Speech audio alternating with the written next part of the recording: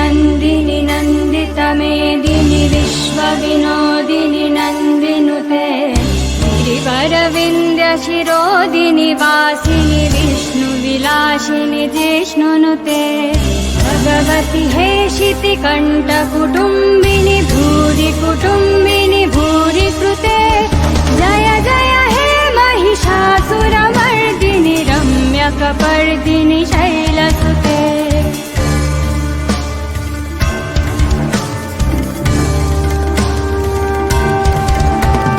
सुरवरवर्षिणि दुर्धरदर्शिनि दुर्मुखमर्षिनि हर्षरते त्रिभुवनपोषिनि शङ्करतोषिनि किल्बिषमोषिनि घोषरते धनुजनि रोषिनि दिथिश्रुतरोषिनि दुर्मथतोषिनि सिन्धुसुते जय जय हे महिषासुरमर्दिनि रम्यकपर्दिनि शैलसुते जय जय हे महिषासुरमर्दिनि रम्यकपर्दिनि शैलसुते जय जय हे Mahishasuramardini रम्यकपर्दिनि शैलसुते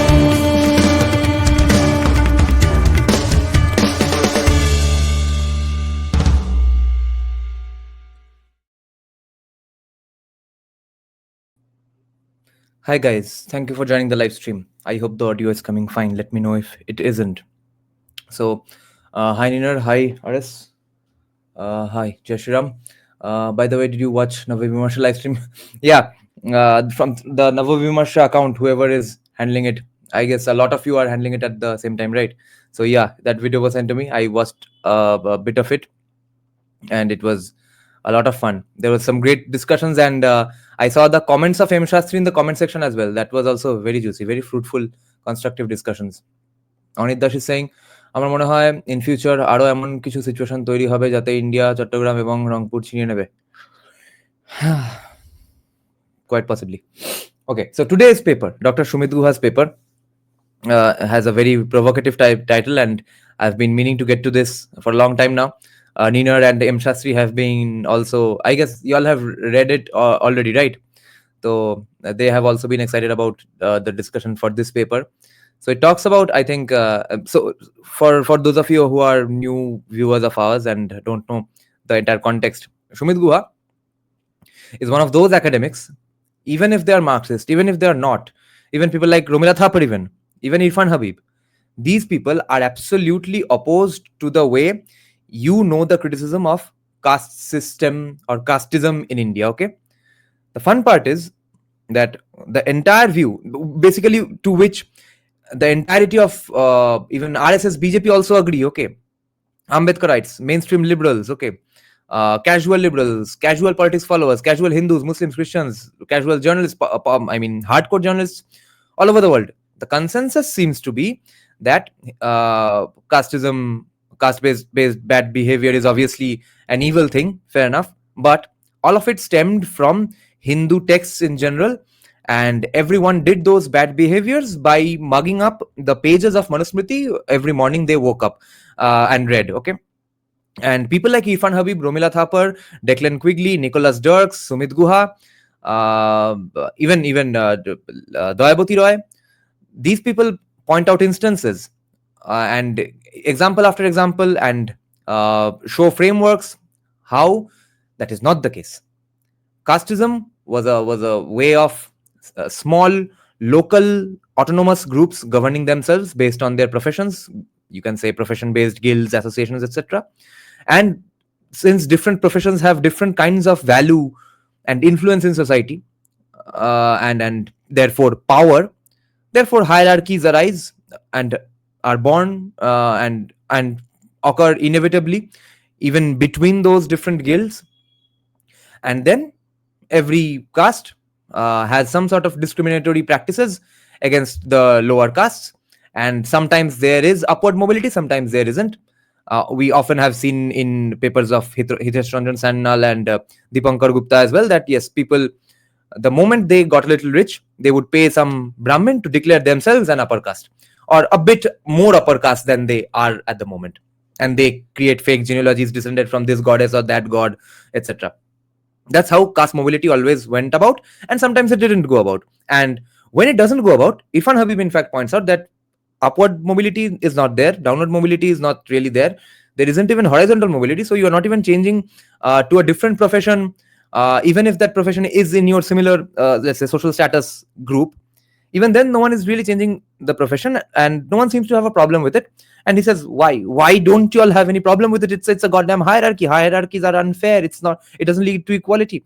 But he also points out that a lot of caste based bad behavior was created or incentivized by Buddhists.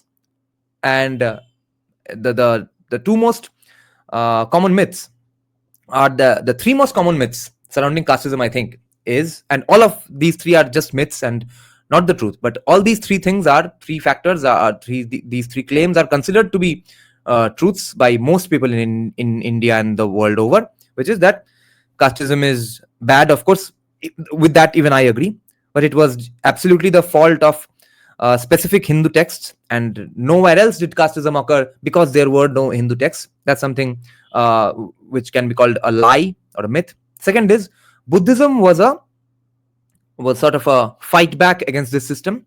Thirdly, Muslims also brought in the message of equality, and therefore Muslim kings, and therefore people could sort of got sort of a breather from the evil casteism and evil Brahmins, and ran away to convert to Islam the moment they got the chance to escape from caste-based oppression. And all these scholars that I just named have debunked all of these points, including Irfan Habib. Now, Sumit Guha comes in with a paper that we discussed written by him a few weeks back, where he points out that even the Jajmani system of Maharashtra, he's an economic historian, okay? So he points out that even the Jajmani system was not really based on scripture, Hinduism, etc. A natural socio-political occurrence, okay? An organic occurrence, okay? And he points out, and all of these people, all of these scholars are opposed to a person called Dumo. But you see, the fun part is that people who absolutely worship and lick the feet of people like Romila Thapar, Irfan Habib, because of their socio-economic or political explanations of temple destruction at the hands of Muslims, those same people, students, scholars, academics, journalists, politicians, won't listen to Romila Thapar and Irfan Habib at all the moment they say that yes, therefore actually casteism was also had nothing to do with Hindu religion per se. They were just socio-economic occurrences. Now, how can then we reconcile the two? How can we then say that yes, no, actually we also do the same thing like commies. We accept one and discard the other just because it suits our narrative? No. Recommendations to destroy non-Muslim places of worship or prayer, etc., have been repeatedly recommended in Muslim texts, and we see an evidence of similar circumstances in every country that Muslim invasion has happened in. Therefore, we can say that Irfan Habib and Romila Thapar were being naive to be polite to them, or were just being liars and evil commies who wanted to do a false equivalence between Hindus and Muslims, and therefore said that yes, just like casteism happened regardless of Hinduism or the religion or faith system called Hinduism or the practices of Hinduism, in the same way temple destruction happened without really without Islam having to share any blame. But on the other hand, we can see that that's not the case. Wherever Islam has gone, they have done the exact same things, and it's also mentioned directly in their books, etc. But casteism has also happened everywhere, even though Hindu practices, Hindu scriptures were not there to recommend those things. So it's the absolute opposite thing with casteism. So Sumit Guha, so the fun part is, on caste, everyone follows Dumo. They ignore Irfan Habib, Romila Thapar. Okay, they ignore Savarkar. They listen to Ambedkar for some reason. When it comes to Islam, they ignore Ambedkar. They listen to they show how evil Savarkar was, and they listen to Romila Thapar and Irfan Habib. So you see, it's a gigantic, elaborate system of pick and choose. And the fact that it's a gigantic, elaborate system of pick and choose, even that we are coming to realize only in like 2023, 2024. There have been, of course, I'm not the first scholar to finally, suddenly come upon this conclusion, right? Other scholars have said these things for years and years. No one has given a shit about them. They did not get a voice in mainstream scholarship, etc. Thank God for free market capitalism that we have something called YouTube today, where I can voice my opinions and a little more number of people can think and listen to these ideas than was possible in the socialist hellhole we were in, and we were essentially a Soviet colony up until 1991, where these informations could not be disseminated. So Sumit Guha points out and criticizes the Dumontian view. Dumo is in the camp of casteism happened because of Manusmriti, etc. He points out that one hilarious example that was there in the previous paper is that when Jajmani system is gradually going away and people are feeling sort of a monetary crunch in villages, mafisal towns, etc., whose salary goes down the first is the local purohit. People start to pay him the least amount. His salary goes down the very first in the list of people whose salaries will now go down. Okay, so among other things, you all can check out that live stream as well. So this was a sort of a background gist and the context in which we are discussing this paper as well. And I have no idea what this paper claims. This paper, I'm reading it first and foremost because of this cool headline that I guess he's talking about Brahmins only, because he's talking about the clerical elite. So serving the barbarian, so serving Muslim kings to preserve the dharma. I don't know if he has said this cynically, critically, or appreciatively. See, they did such a good job preserving dharma by serving the barbarian. I have no idea. Let's see what he says. So the paper is called Serving the Barbarian to Preserve the Dharma, the Ideology and Training of a Clerical Elite in Peninsular India, circa 1380 to 1880. Let's take a bit of 2-3 comments and have a sip of coffee, and then we'll start.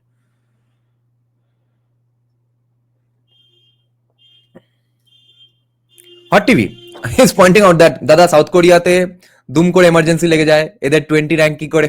He is saying that इनको कैसे 20 rank मिल जाता है democracy में. The bigger question on Hot TV is that, therefore you see, not question actually, therefore you must remember that this is why personal self-defense laws must be liberalized and you must have guns at your home all the time. Also, Varna is a genius classification. What we need to fix is mistreatment based on it. And Varna is not even, remember also, this is something Irfan Habib said, that by Rigved mein jo Varna ka description hai, that has nothing to do with caste system or jati even. That's a completely different thing, which is, I think, something that there's one legit scholar, I can't remember, was it Romila Thapar or somebody else, that who said that actually Rigved is to be blamed for casteism as well.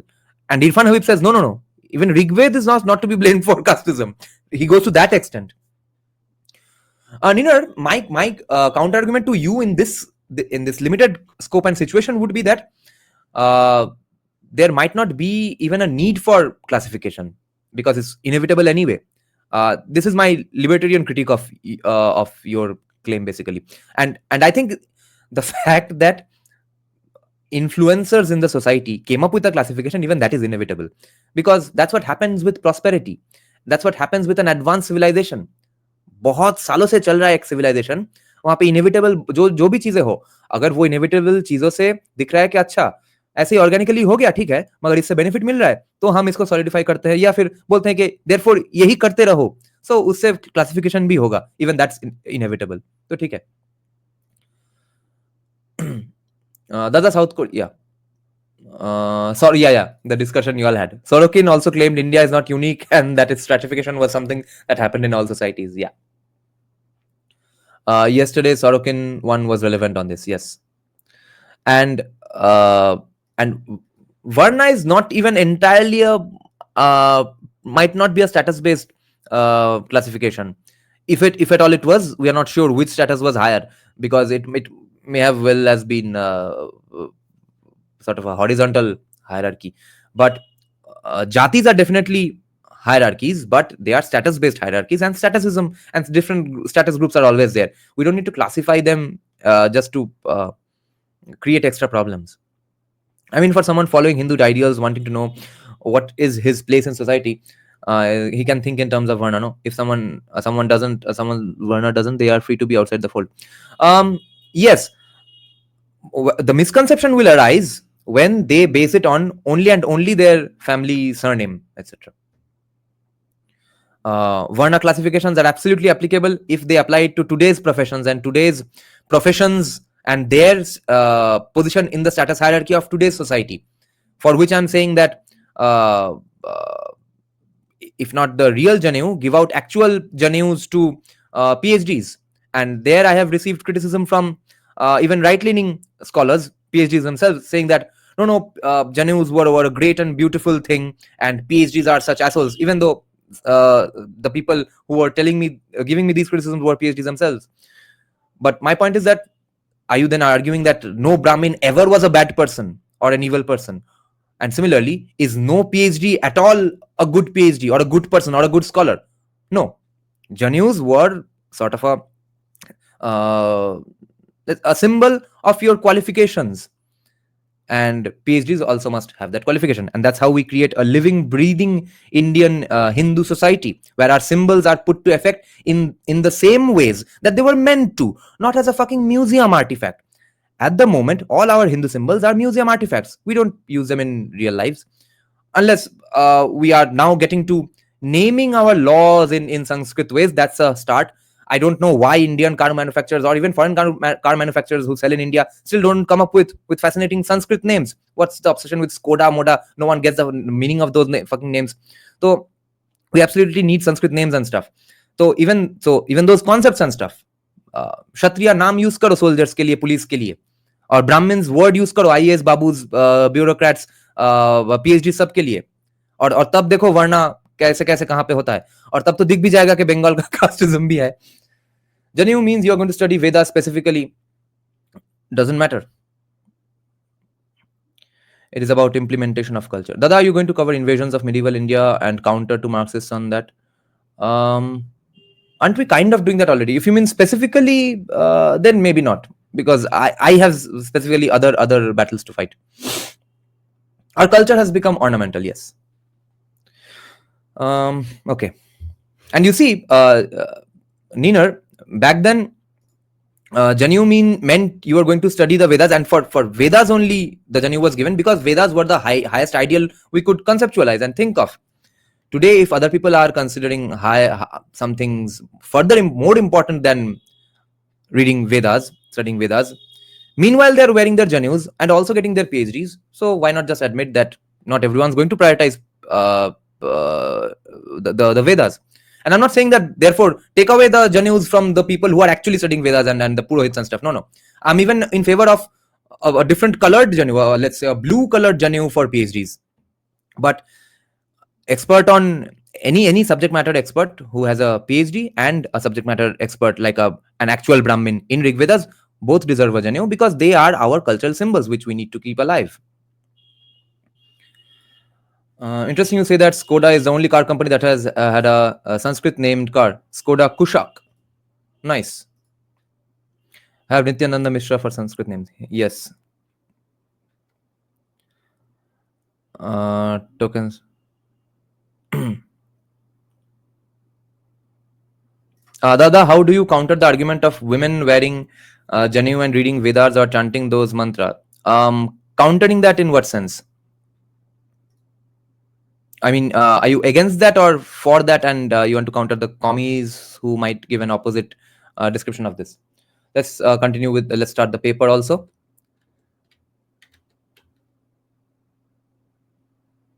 Any thoughts on the Devdasi system? Yes, also inevitable, happened all around the world. Look at the film Troy, where Brad Pitt is there. Who's Brad Pitt's girlfriend? She's a Devdasi in the temple of Apollo. Serving the barbarian to preserve the Dharma. The ideology and the training of a clerical elite in peninsular India. Sumit Guha from Rutgers. The last 6 centuries saw the emergence of major empires that dominated every part of the world. This paper is from 2010, by the way, okay? Inevitably then, these impartial formations... Oh, I have not casted the paper here. Cast the paper here. Wait.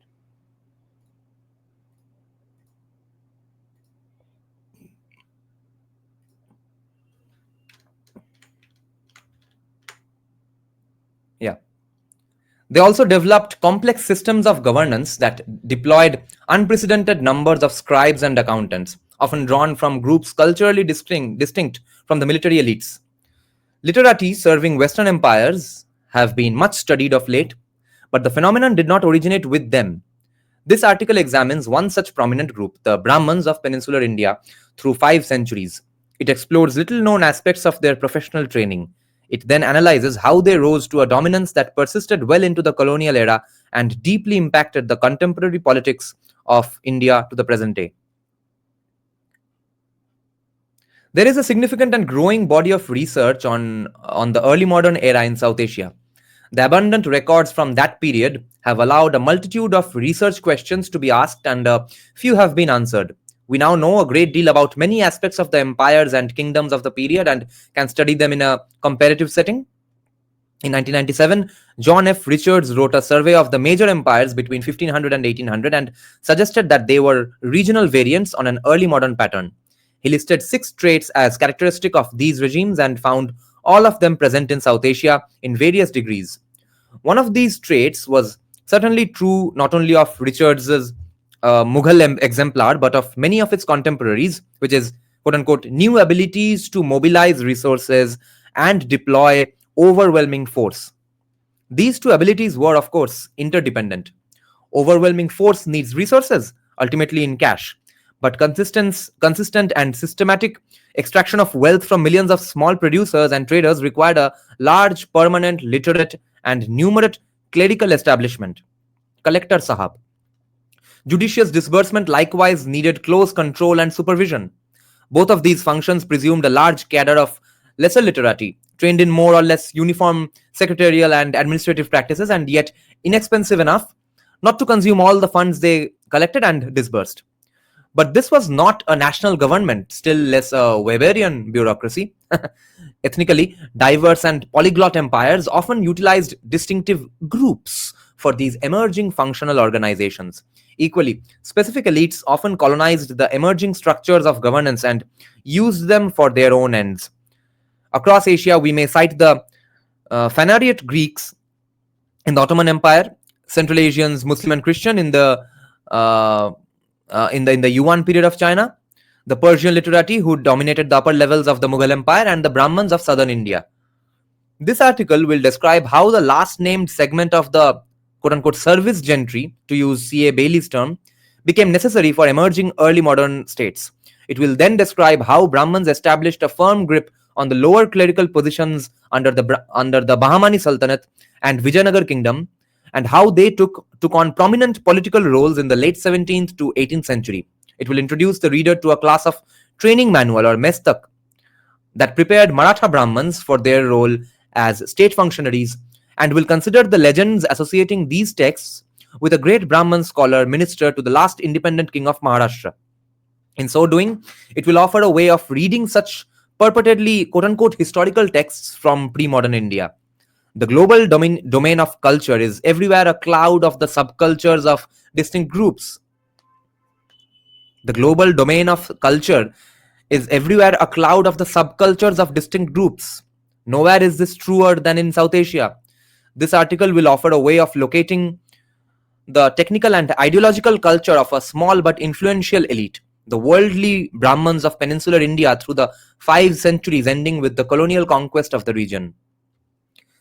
Scribes and records in the founding of states. By 1312, the Kakatiya and Yadava kings of Andhra and Maharashtra were compelled to acknowledge the suzerainty of the Delhi Sultan Alauddin Khalji.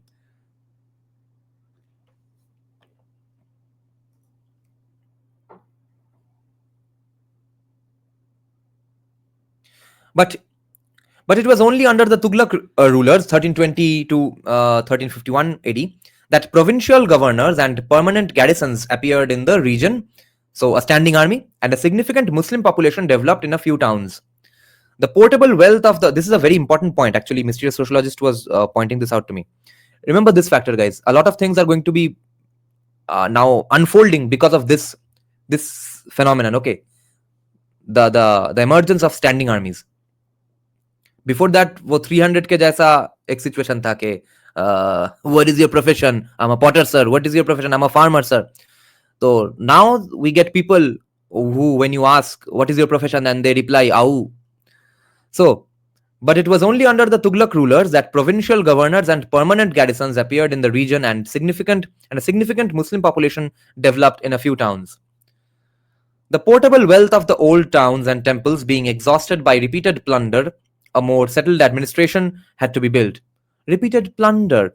Oh, plunder ho raha tha. Plunder. Under Muhammad bin Tughlaq, directly administered lands which formed only a part of the empire were divided into units of nominally 100 villages each. Each such unit had a headman and a tax collector. There is also evidence of a dual system in operation, with a parallel Persian chancery operating at higher administrative levels, often staffed by Muslim literati, perhaps supplemented by North Indian kayasthas. In southern India, the more abundant sources from the Adil Shahi period, 1489 through 1686, allow Fukazawa to identify parganas ranging from 50 to 200 villages, each governed by a hereditary Desai or Deshmukh, who was evidently equivalent to the northern Chaudhry. So the northern Kayastha is equivalent to a Brahmin in south. Interesting. Localites were highly autonomous, and in many districts, the assessment and collections were left in the hands of hereditary officials. A segmentation of language accompanied this separation of authority. Segmentation of language accompanied this separation of authority as well, right? By the end of the 15th century, according to Muhyiddin, under the Lodi Sultans of Delhi, quote, although Persian was the court language of polite conversation and correspondence, the registers of all revenue accounts were kept in Hindi. Even the land grant documents issued from the chancellery bore transcription in the Devanagari script of the Persian text, a practice said to be prevalent during the times of the Lodis. Interesting. Adivan got my reference. Holy shit. the Mughal Emperor Akbar, 1556 to 1605 AD, however, was able to switch the middle and upper administration to Persian in northern India, though to northern India, though village accounts continued to be kept in local languages. As Muhyiddin remarks, this meant that there was a large body of local clerks already trained in accountancy and record keeping, siak. More, no doubt, flocked to learn these lucrative skills. ऐसा है human aspiration क्या? नौकरी चाहिए सबको. Persian came to predominate at all levels above the village. In India, south of the Narmada, by contrast, we find an increasing volume of biscriptural and increasingly bilingual documents. For example, a bilingual order from Burhanpur dated 1597 was written in Persian and then translated into a highly Persianized Hindustani, meaning basically today's Hindi. 2 secretarial endorsements on the back were in Modi script, used for official Marathi. Quote, endorsed by the office of the Hindvi Majmu. ये मजमू से ही वो Majumdar surname आया है बंगालियों का. And quote unquote endorsed by the office of revenue divisions, mahalla, mahalha, note the Persian plural. Then followed the Persian endorsement by the central Majmua office. Clearly, therefore, there were separate Persian and regional language establishments, and I would suggest that local communication passed through the Hindvi or Indian language office. This idea is supported by a document from Ahmednagar district dated 1627 CE. This is the sale deed of a house in Nevasta township, present-day Ahmednagar district, where the text of the sale deed is in a heavily Persianized Marathi, followed by a line in Persian. Dastkhat Qazi Akram bin Abdul Qadir Khatib Kasabe Nivasa Barhukum Hindvi Amal Numayand. The handwriting of Qazi Akram, son of Abdul Qadir, prayer leader, Nivasa township, exactly communicates the Hindvi agreement. This is the translation. Hindvi agreement or the Indic agreement. The Qazi was a local resident and knew Marathi, but also wanted to advertise his scholarly knowledge of Persian. Bilingual records would serve to insulate local authorities from central power by controlling the flow of information from locality. एक minute ये footnote पढ़ लेते हैं.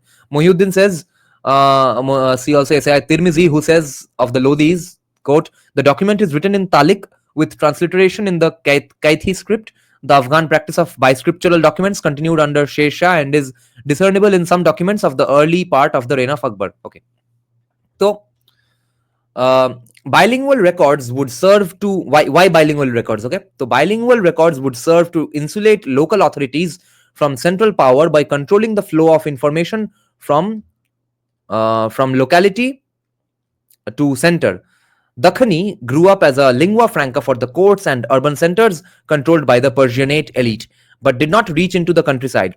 Rao, Shulman, and Subramanyam have argued that these developments generated a new style of vernacular narrative about the past.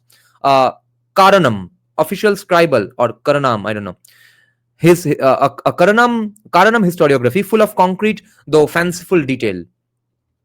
Okay. Next subchapter is called Knowing the Village, Rule and Records in the Maratha Imperium. By the way, guys, just let me know if you all are seeing ads. Okay, I don't remember if I turned on ads for ad revenue monetization for the video or not, because if I don't monetize, this video will show up nowhere and will get killed in the algorithm. Oh, Kushal is also online. That's why a lot of my viewers are gone. Lol. Let's see if it is monetized. Might not be. No ads. Oh, I got ads. Okay.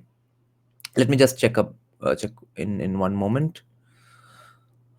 Yes, it's on. Okay. Okay. Let's continue. So, knowing the village rule and records in the Maratha Imperium. With the rise of the small but dynamic Maratha kingdom founded by the first Chhatrapati Shivaji in the 1650s, governing authority sought to penetrate the village itself. Okay. Control of information was central to it. Since Shivaji and his officials were drawn from the regional gentry, they could set aside the linguistic bifurcation between centrally appointed and local officials that existed under the sultans, where the small cadre of Persianate of an immigrant bureaucrats and soldiers staffed the central government of the sultanates. Marathi was used at every level. So when Shivaji conquered the Konkan, he summoned the hereditary head accountant of the district of Murtazabad or Seul and demanded the records of assessments and collections. So the latter's response was that the Adil Shahs had simply made a lump sum assessment and his office did not write down the detailed actual collections. Those records were kept in the Sultan's Majmu Daftar, collection record office. So Mazumdar is a guy who handles the collections.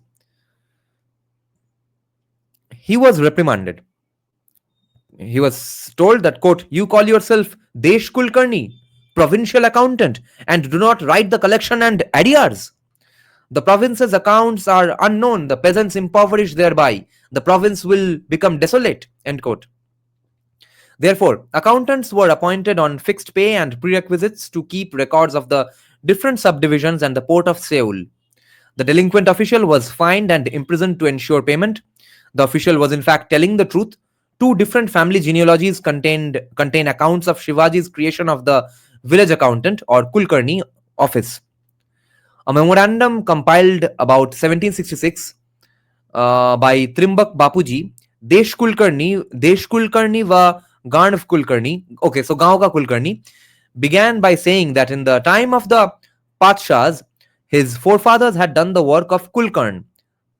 The name was not village accountant, but the entire account of the Jamidaras of the whole district of Rajapur used to be written by them.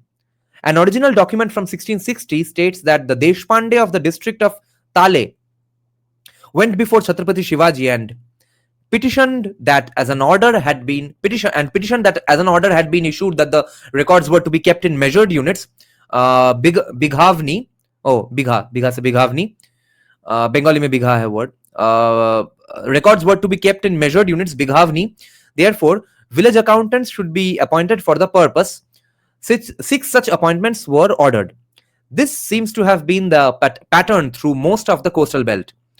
The historical record of a neighboring subdivision, Anjanvela, as compiled around 1820, also reported that before Shivaji's conquest, the land was not measured and assessed. Instead, a lump sum assessment was made on the basis of the estimated crop and negotiations with the land controllers.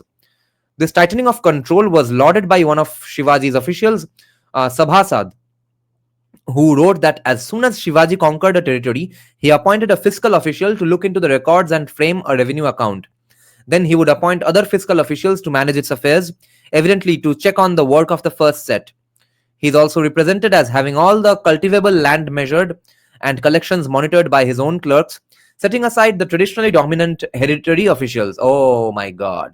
इसी से तो लोगों का दुख दर्द पीड़ा शुरू. Setting aside the traditionally dominant hereditary officials. काहे ये शिवाजी ने आके IAS काहे tweak कर दिया? Lol. Sabhasad goes on to claim that whether the ruler was Nizam Shah, the Adil Shah, or the Mughal, yet the peasants were hitherto completely in the hands of local hereditary officials. If the village yielded them 1,000 or 2,000, they paid a lump sum assessment of 200 or 300 rupees to the state. Breaking through this control of information needed more than force. It required the generation of yet more detailed records, and that in turn needed an enlarged class of inexpensive, so economically cheaply available accountants and scribes. ये काम कौन कर रहा था, उसके बारे में ही ये पेपर है आज का. The structure of the Maratha Swaraj that reconstituted itself after Aurangzeb's retreat from the Dakhan intensified this demand. Not only did the new regime claim a set of shares in an enormously complex array of taxes and fees, it also subdivided them among its commanders into a kaleidoscopically changing pattern. Furthermore, village accounts were also increasingly complex. W. H. Sykes described the complexity of village accountants under this system.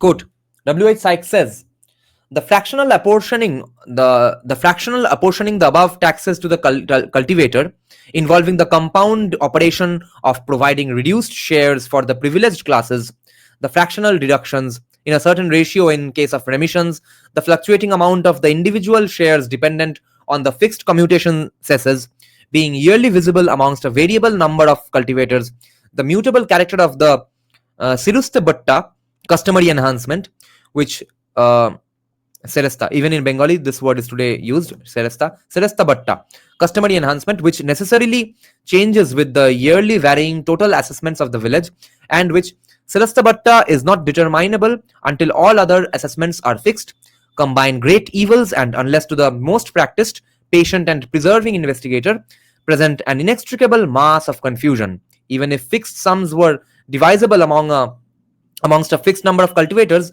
the limited progress in arithmetic of the poor people would utterly disable them from determining their respective fractional shares. For instance, of 4 rupees from skins and shoes, 1 rupee for bait, gift on greeting a superior, 4 and 3/4 for ghee, 1 and 5/16 for a leaf plate, for leaf plates, etc., etc. In the whole course of my personal inquiries amongst this class for more than 6 years, I never met one Kunbi who could or would give me a detail of his assessments of their amount.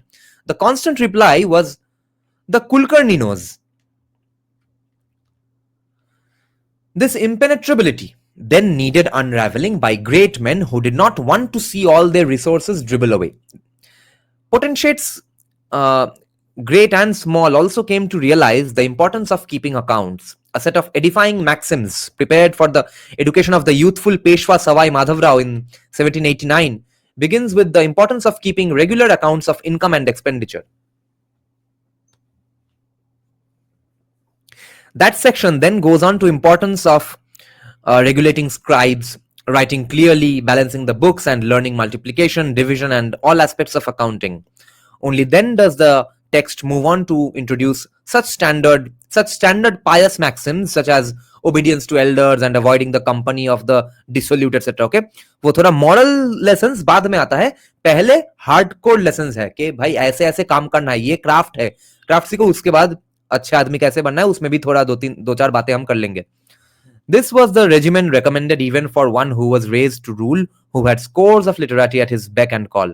A great deal of clerical labor was certainly expended in generating and maintaining records of all types. Anyone who visits the Maharashtrian archives will be struck by the immense number of minutely detailed papers recording tiny amounts of income or expenditure. One cannot but reflect on the huge amount of clerical labor expended on these records, with the obvious inference that it must have been fairly cheap to be so lavishly expended. For example, तो अब तब तो क्या था कि पहली बात तो यह है कि पहली बार ऐसा कोई डिटेल्ड रिकॉर्ड्स रखा जा रहा है. दूसरी बात है कि वो रिकॉर्ड्स रखने वाले का सैलरी बहुत कम है, तो तब बाबूगिरी का पैसा कम मिलता था. आज तो भाई और डिटेल और कंट्रोल और डेटा कलेक्शन बाबू कर रहे हैं, उनका सैलरी बढ़ते भी जा रहा है क्योंकि और भी उनका काम भी आई गेस बढ़ रहा है, at least on paper. But the problem with babugiri is that most of their jobs are not even actually useful or important, and when they are supposed to in fact work really hard, work their ass off, etc., they are most of the time either spending it on useless stuff which are not really required for a babu to do, or the other times they are just not doing anything and taking bribes. For example, a paper in the private records of the Desai Kanungo family. Oh my god, Kanungo is a Bengali surname these days, so Desai and Kanungo are same. Wow.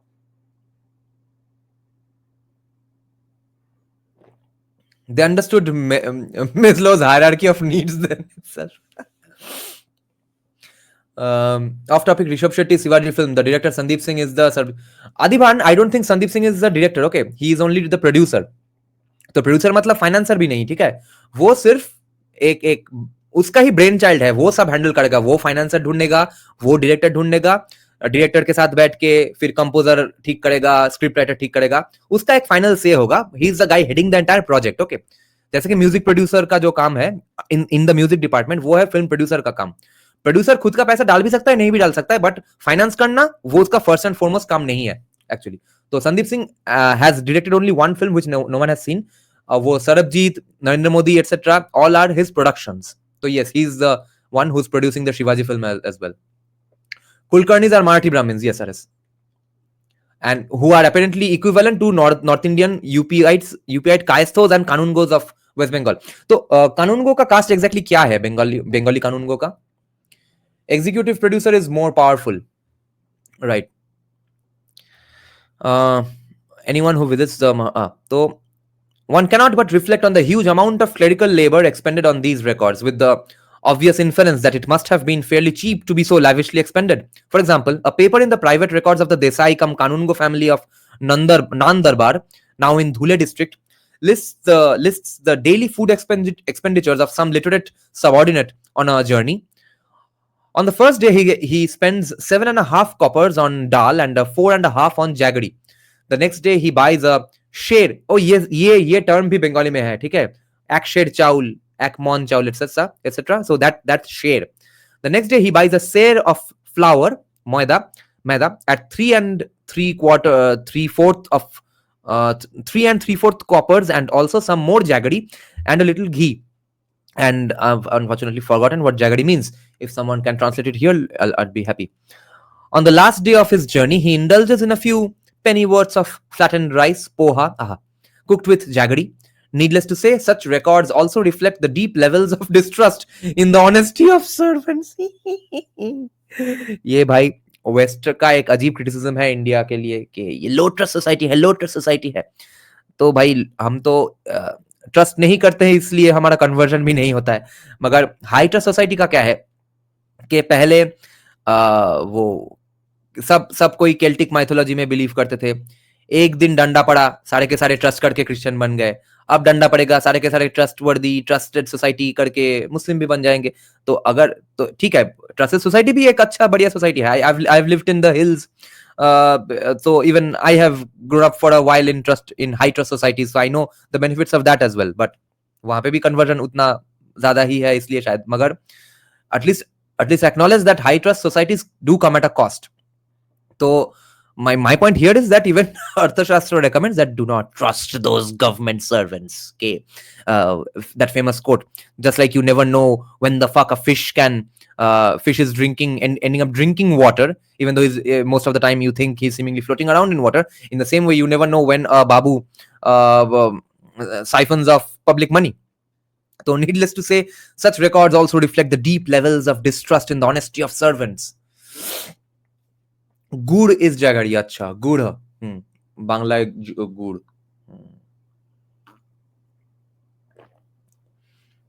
I see. I don't like gur. I don't like sweet stuff. The Peshwas who dominated Maratha politics through the 18th century were themselves clerks who had risen to high office. They were closely associated with other Konkanastha Brahman families. One of the most intimate was that of the Bhanus, to whom Balaji Vishwanatha, Peshwa from 1713 to 1720, had granted the hereditary office of the Fadnavis or Fadnis. Now, so Bhanu भी एक caste है क्या in a way then? The Bhanus बोल रहे हैं, है ना? तो Bhanu एक caste है ना? Bhanu तो isn't Bhanu another word for the sun basically, S-U-N sun, Surya? And therefore I think Rabindranath's some family member also had a nickname of Bhanu. Yeah, Bhanu Koti Bhaswaram Bhavabditara Kamparam Neelakantham Ipsitarthadayakam Trilojanam. Of course, alongside potentates such as Janardhana Pant Bhanu, Nana Fadnavis from 1798, there were hundreds who toiled in the lower ranks of the scribal hierarchy, making a precarious living on the basis of a limited set of skills. We can get some sense of their numbers in the city of Pune from a record of 1788 through 89. That year, the Pune government allowed clerks in state employ to import grain from the Konkan duty free. The list includes 154 names, and they were exempted from tax on 3,380 bullock loads of grain, or perhaps 300 tons. It is evident that many of them had large households at 200 kgs. Households at 200 kgs per person per annum. 300 tons might feed 1,500 persons. Some of these inmates probably also worked as unpaid trainees or umidwars in various establishments. On the other hand, householders also probably fed domestic servants and slaves. Thus, one of the more complex central bureaucracies of the 18th century may have employed 500 clerks. In addition, major office holders like the Bhanus employed large numbers. Who don't like good? That's anti-Punjabi active. Punjabi, yes. Devendra Fadnavis, yes. Bhanu Suryadev का एक नाम है वैसे, right? কি আর বাঙালি হবে? You don't like jaggery, yes. You haven't eaten. Yeah, I don't like anything sweet. I like only artificial, unhealthy, processed sweet stuff. Okay, like cold drinks and hot shit. That's my one flaw. Not among many flaws. Kshatriya Fight is asking, Dada, a bit off topic. I have decided to do MA in sociology. Nice, nice. Which option is better, Rabindra Bharati or Bardhaman University? I don't think there's much of a difference. If whichever is more convenient to you, whichever helps you study more and spend less time in the logistics of journey or living in a hostel, whichever helps you study more and more. Okay. In addition, major office holders like the Bhanus employed large numbers. Okay. Janardhan Bhanu Fadnavis's own office in fact employed 300 to 400 clerks. This office was termed FUD and it or FUD. If any Marathi is here, let me know if the pronunciation is Fadnavis or Fadnavis. अब मैं कुशल मेहरा का pronunciation देखता तो हूँ तो वो तो हर कुछ में एक र घुसा देता है. I don't know if that's the Marathi way. Even though he's not really Marathi, he's Punjabi Khatri. So yeah, he puts a r in everything. So I guess this also ideally should be Fadnavis. So Janardhan Bhanu Fadnavis's own office, in fact, employed 300 to 400 clerks. This office was termed FUD, and it inspected all the accounts of the tax collections, military accounts, and Jagir assignments. Nana Furness's clerks took a significant commission, one or even 2 months of pay, 2 months' pay out of every annual salary or emolument. Nana was thought to be worth 10 million rupees at a time when a foot soldier made 5 or 6 rupees a month. Rising income inequality.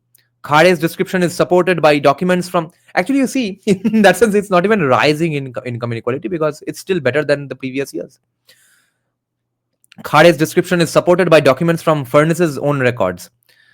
For example, his accounts for the year 1789 through 90 opened with a balance of 5,13,138 rupees and 9 annas and closed with a balance of 6,94,202 rupees and 9.5 annas, income being nearly 3,50,000 rupees and expenditure just short of 1,61,000 rupees.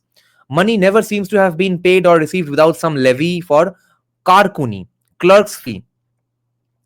1% was routinely levied from most payments. For example, when the government purchased camels from Dhomgir Gosavi, or when the soldiers of Musa Francis, उसका नाम बोला गया है Musa Francis. The soldiers of Musa Francis were paid. I don't know if this happened in reality or not, but the phenomenal Chanakya Doordarshan TV serial, वहां पे दिखा रहा था कि अलेक्जेंडर का भी एक इंडियनाइज नाम बन गया, अलकशेंद्र. वो लोग भी बनाते थे, उनका सब Greek versions of Indian names होते थे. रुखसाना अफगानिस्तान में अलेक्जेंडर की बीवी, उसका नाम हो गया रॉक्सैन. उसके बाद से पूरा यूरोप में हर कोई सब क्रिश्चियंस, अमेरिका में भी आजकल लड़कियों का नाम रखते हैं रॉक्सैन. स्टिंग का गाना है फेमस रॉक्सैन, वो नाम आया है अलेक्जेंडर की बीवी रुखसाना से, रोखसाना. तो एक जो डिबेट है, Chandragupta might not be Cendrocotus, but a lot of historians do believe that Chandragupta was Cendrocotus because that's how they used to distort their names or just greasify Indian names. Horsemen compensated. This is Mystery of Sociologist responding to you, okay? Bardwan is better for Sociology MA and best is Presidency. So listen to him. Padnavis, right. Have you seen Delhi Jama Masjid? Imam has condemned the attack on Hindus in... Yeah. I don't know what's going on. Who is co-opting whom? Who is aspiring to come across as what the fuck? Mamata Banerjee, ISF, Jama Masjid, सब कोई अब बांग्लादेश के पीछे पड़ गए हैं. CPM इसमें थोड़ा पीछे पड़ गया. सीपीएम ने क्रिटिसाइज किया, मगर उनके लिए बोला कि वहां पे माइनॉरिटीज खतरे में है, मगर यहाँ पे खराब काम कर रहा है. कौन कर रहा है? हिंदुत्व वाले खराब काम कर रहे हैं. तो एक के लिए नाम यूज किया, एक के लिए नाम नहीं यूज किया, वो एक प्रॉब्लम है. और फिर वहां पे कौन खराब काम कर रहा है वो भी नहीं बोला, सिर्फ यहाँ का हिंदुत्व का नाम जोड़ दिया. But anyway, fun times. 1% was, so horsemen compensated for losing their horses in action were charged 2%, yielding 247 rupees 8 anna. Even men dismissed from service had to pay to get their arrears. For example, the 154 miners and masons dismissed after the siege of Badami. When the Kotwal of Pune mulcted Tikaram, who was adopting a son, the great minister participated to the amount of 15 rupees. Moro Govind was entrusted with keeping records of tent fees collected in the camp during the campaign in Varhad or Varhad. He paid 5 rupees when submitting his accounts. Bigger sums were extracted from suitable targets. Hanmantrav Kavre succeeded to his father's estate and paid 500 rupees for the document of succession. ये एक थोड़ा वो inheritance tax जैसा है क्या? We must remember that access to government office was central to power and status in the early modern epoch. यही है पूरा का पूरा गेम. यही है आज का आईएएस का serving the country bullshit etcetera के ऊपर है ये, सर्वोपरि है ये. We must remember that access to government office was central to power and status in the early modern epoch. My question to Dr. Sumit Guha would be, when the fuck was it not the central, not central to power and status in which time? It was forever that way. Venal office was widespread across the early modern world. The state was in many ways a family state, as Julie Adams describes it. Venality and quote-unquote the associated styles of patrimonial governance wedded states to the political goals and reproduction of particular elites, as these elites in their turn tightened their grip on pieces of patrimonial power. The Bhanus and similar families and supported the Bhanus had support and similar families had supported the Bhatts, who became Peshwas. They shared in their power and likewise promoted allies and kin. Nepotism. The community saw the kingdom as their Raj. So, for example, Anandi Bai, wife of Raghunath Rao, who was trying to displace his infant great nephew from the Peshwai, wrote acidly to Janardhan Bhanu Fadnis that he was allowing Yavanas to subvert Brahmani rule, Brahmani Daulat. Now, next subchapter is called Writers and Writer Castes. ये caste system जो मनुस्मृति से आया है, उसमें से राजा मनु ने ये भी बोला कि भाई राइटर का एक कास्ट होना चाहिए. Yeah. Hi Abirjan, how are you doing in Bangladesh? We have won the war, narrative war in Bangladesh, I guess. Seems so. Even just yesterday, I saw legendary Bengali vocalist Parama Banerjee, ex-wife of the famous legendary Bengali composer. Okay, I forgot the name of the composer. Lol. So Parama Banerjee used to be one of the vocalists of Mohinar Ghoraguli. Mohinar Ghoraguli repeatedly had 3-part female harmonies. One of the women doing those harmonies was Parama Banerjee. So even she wrote day before yesterday in Facebook that yes, everything will come and go, language, etc. ठीक है, but my country is my country. My country's flag is my country's flag, and I won't tolerate disrespect for it. सृजित ने तो धो डाला है, especially उसको धो डाला है वो अरमीन मूसा को, जो कि बर्कली कॉलेज ऑफ म्यूजिक का वोकल्स में ग्रेजुएट है. And for those of you don't know, Berklee college of music has nothing to do with UC Berkeley, by the way. Okay, the spelling is completely different, but Berklee college of music in Boston is probably the most, if not the most significant and important and sought after music college in the world. So and she's from Bangladesh. Then I saw even Srijato said that, even Srijato with his countless metaphors in his statements, of course, even he protested against this, that no, after everything else, all things set aside, I'm not going to tolerate disrespect for my country's flag. There is something interesting going on. Anand is saying this was true in South India too. Families looked at regions as their kingdom without any actual power or without conquering that region. Indian nationalism triumphed, yes. और अब है एक तो ठीक है, हम publicly ये बोल सकते हैं कि what a great uniting moment etcetera, मगर हम जो ये अब हमारा तो थोड़ा स्केप्टिकल माइंड हो गया है हमारा व्यूअर्स का भी ऐसे ऐसे पेपर पढ़ के, तो हम इसके अंदर भी घुसेंगे, हम इसके अंदर में what were the actual real things pushing these occurrences. Okay, what things gave birth to this situation. Okay, if we have a Quigley, Nicholas Dirks, Irfan Habib sort of a mind here, Max Weber sort of a mind, then we must acknowledge that it was basically because of right wing BCom and STEM field kids from colleges and universities and even the professionals who were debating almost 24/7 on social media for the last 4-5 years. उनके push के वजह से ये हो रहा है भाई. 5-10 साल पहले ये लोग कुछ ऐसे कुछ नहीं बोलते हैं. It's absolutely because of our debating online debating army. सिर्फ उनके गालियों के वजह से हो रहा है ये सब. उनका हिपोक्रेसी का भी कोई तो सीमा है ना. वो सीमा अब उनको लग रहा है कि नहीं इतना हिपोक्रेसी हम नहीं कर पाएंगे, हमसे ना हो पाएगा. तो therefore now they are in favor of, but the truth is, again, another truth is of course also that they are doing it subconsciously. Even it's not that they know that you see I got so much gali from that young Hindutvadi kid, therefore I'm going to pretend to like my nation's flag. ऐसे हरामीपंथी से भी नहीं हो रहा है, मगर गाली खा खा के थोड़ा थोड़ा नज होके थोड़ा थॉट्स इंसेप्शन होके ऐसा उनके दिमाग में अब सचमुच लग रहा है कि हाँ भाई, मैं तो लिबरल हूं, मैं तो सेक्युलर हूं, मैं तो सेंट्रिस्ट हूं एटसेट्रा, मैं इस्लामिस्ट के भी खिलाफ नहीं हूं, मैं हिंदुत्ववादियों के पक्ष में भी नहीं हूं, मैं इस्लामिस्ट के पक्ष में भी नहीं हूं. Then why should they desecrate my country's flag? After all I like my country. तो ये एक रैशनलाइजेशन, एक फिलोसोफाइजेशन होगा. एंड लाइक हमारे और एक हरामी फिलोसोफर रेनी जेरार्ड है जो कि अंदर जाके सोचते हैं. ही पॉइंट्स आउट दैट भाई तुम कंक्लूजन पहले ड्रॉ कर लेते हो based on some vibes and stuff, and your reason acts as your PR manager और your legal counsel and stuff. Okay, वो बाद में तुम एक्सप्लेनेशन देते हो कि इस वजह से मैं अपने देश के फ्लैग के लिए ये सब बातें बोल रहा हूँ. भाई 5 साल पहले कोई देश का फ्लैग वैग तुम्हारा कुछ नहीं आता जाता. तो this is, we must know for ever, we must not rub this in their faces, but we must know in our hearts that this is a victory of the Hindutvadi online debating army and the fucking organic online debating army, जिसके लिए कोई बेंचोद, कोई बाबू नहीं लगा. This is libertarianism.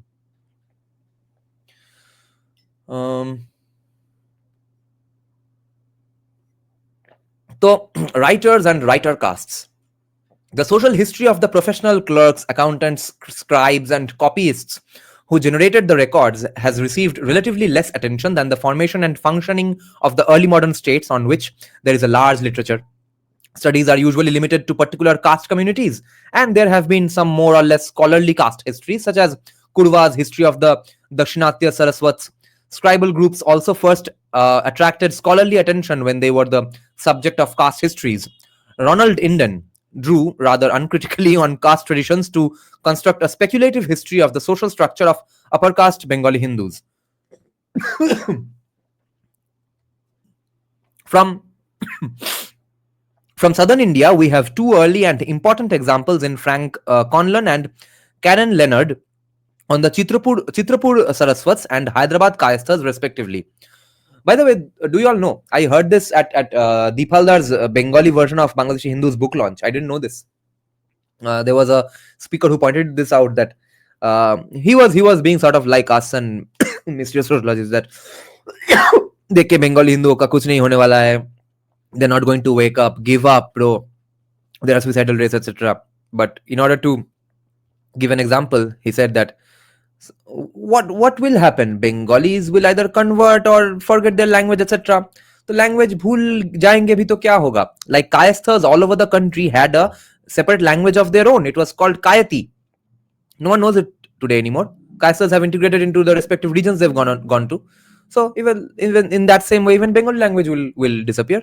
Who cares if Bengalis, the majority of Bengali society is not going to care? We can't fret about it all day long. More recently, Chitrarekha Gupta published an extremely important work, The Kayasthas, a study of the formation and early history of a caste, in which she showed how various scribal groups coalesced into a caste category with regional subdivisions by the late first millennium CE. Some were perhaps Brahmin in origin.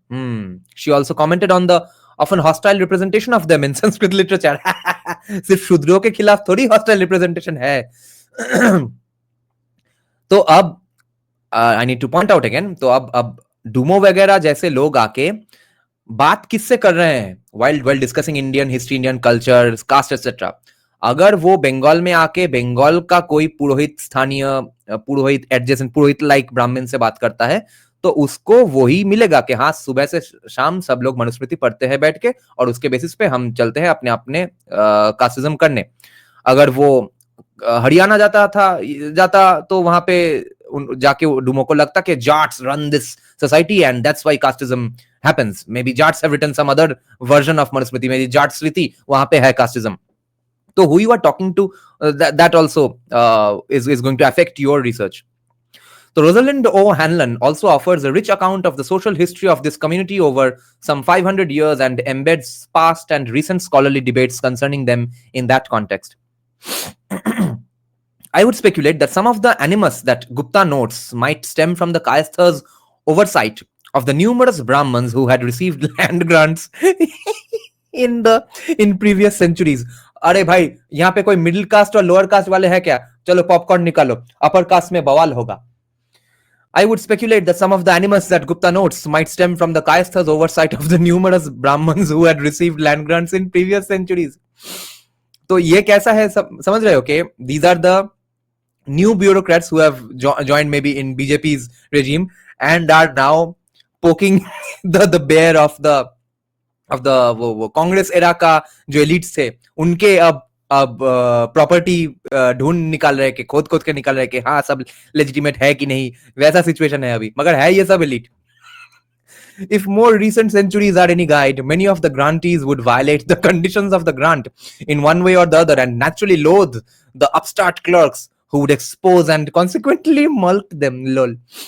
As early as the 13th century CE, the king Ramchandra Deva Yadava granted certain villages to 57 Brahmins with the stipulation that they would not shelter armed bands, harbor prostitutes और encourage gambling. ये उनको बोलने का क्या जरूरत था? ब्राह्मण वैसे भी क्यों करेगा ऐसा? ये कोई बोलने की चीज है क्या? Sayyids, descendants of the Prophet, whose status approximated to that of Brahmins, were also known to take irregular courses. Rebutting the charges made against him by two Sayyids, Matabar Khan, governor of the Konkan under Aurangzeb, wrote, quote, "The complaining Sayyids forcibly detained a Darwesh fakir named Gani. On land belonging to him, they built a tomb purported to be of their mother. They called it a mosque. Actually, its shape is that of a small fort. They recruited a number of coolies and bheels. They reside in the forts and indulge in highway robbery. One day, Sayyid Hussain, without any cause, quarreled with the Qazi of the Pargana. He killed a person belonging to the establishment of the Qazi." देखो इन लोगों में क्या चुतियापा चल रहा था. Or to take a less extreme and probably more common example, the tax revenue of the village of Singbe, Nasik subdivision, had been granted to the temple of Ramachandra in Panchavati, Nashik. The temple priest got into debt. काहे? Brahmin priest होके debt में, and handed over the village to his creditor as security. Holy shit.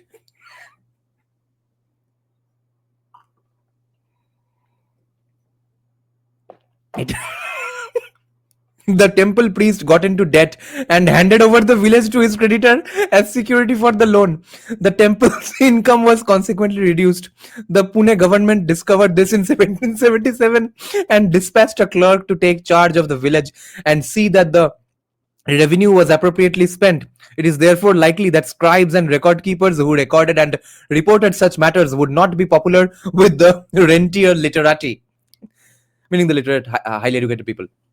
As rebellious Tughlaq governors improvised their sultanates across peninsular India from the 1340s, they found ready allies in at least a segment of the Brahman communities of their kingdoms. By contrast to North India, Kayasthas were marginalized except in some coastal areas.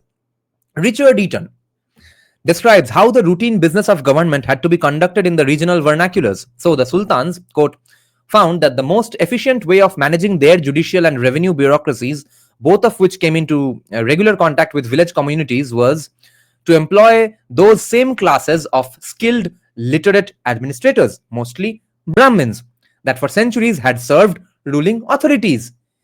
Ab hum, since I am a sort of a Nietzschean believer in beyond good and evil, हम इसको सिर्फ observe कर लेते हैं and मैं इसको observe कर सकता हूं एंड चिल कर सकता हूं, हाँ ऐसा था भाई, ऐसा था. अब जो गांडू लोग या तो गुड या तो इविल पे बहुत विश्वास रखते हैं, वो लोग बोलेंगे कि नहीं, आइदर ये सुमित गुहा भोसरी के कौमी है, वेस्टर्न प्रोपागेंडा में बिलीव करता है, इसलिए वो ऐसा बोल रहा है कि ब्राह्मण्स ऐसे हर जगह में सब रूलर्स के साथ काम करने लगते हैं, या फिर कोई बोलेगा कि कौमी बोलेगा कि ये देखो ब्राह्मण्स हरामी था इसलिए ऐसे कोलैबोरेट करता था हमेशा. मगर द ट्रूथ इज दैट, अरे how the fuck can everyone be an activist? You are not going to look for your jobs and, अरे भाई कितने हिंदुत्ववादी अभी भी यूएसए जाके बैठे हैं और जाना चाहते हैं अभी भी. क्यों भाई? तुम्हारा लैंड प्रोटेक्ट करो यहाँ पे, तुम्हारा धर्म रक्षा करो यहाँ पे, क्यों और कुछ क्यों कर रहे हो? Why isn't every Hindu, every devout Hindu a Bajrang Dali? So, since that is not going to happen, why shouldn't Brahmins take those jobs? But on the other hand, अब हमसे आके मत बोलो कि therefore all Brahmins were only reading Rigved all day long and had no vices in their hearts. Okay? हम दोनों side से चुतियापा नहीं सुनेंगे. ये फैक्ट है, इस फैक्ट से हमको कोई प्रॉब्लम नहीं है. तुम हमको ये बोलने भी मत आओ कि ये गलत फैक्ट है या फिर ये फैक्ट सच है एंड देयरफॉर कुछ बढ़िया है, ये भी बोलने मत आओ, या फिर ये सच है एंड देयरफॉर बहुत ही घटिया कुछ है, ये भी हमको बोलने मत आओ. That's the entirety of my argument here and the kind of school of thought now Mr. Sociologist we find now Declan Quigley, Dirks are etc. are in. Okay, for example, just a clarification again, our criticism or claim that West Bengal is a caste society. I am not saying that Srijit Mukherjee as a Brahmin is actively preventing some Shudra guy from becoming a hero. No, I'm just pointing it out.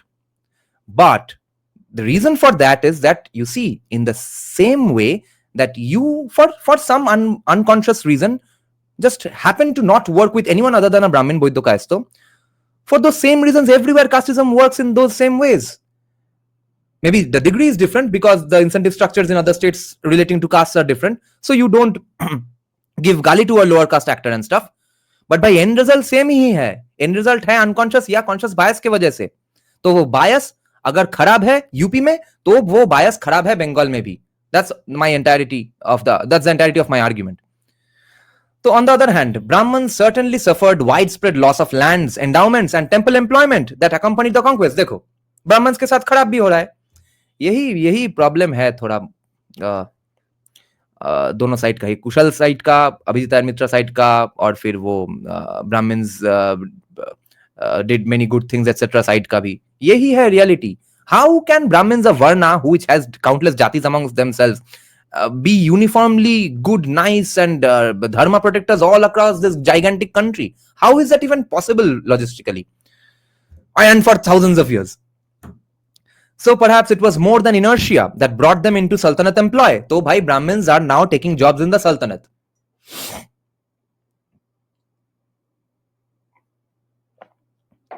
Chitrarekha Gupta's important study confines itself to northern India, including Gujarat, but she draws on southern records such as the Sanjan copper plate of Amogha Varsha. बहुत दिन बाद ये नाम सुना. I loved this name when I was a kid in our history classes. Amogha Varsha. This record supplies that most important information that by the 9th century CE, the Kayastha caste had not only developed in northern India, but regional groupings among the caste also came to be in vogue. Quote, the said inscription was written in Gunadhavla, who was Dharmadhik Karanika by profession and perhaps Sena Bhogika by status. Status word use ho gaya. He was born in the Valabhya Kayastha Vamsa. Valabhya would associate them with the Gujarat kingdom of Vallabhi. Acha.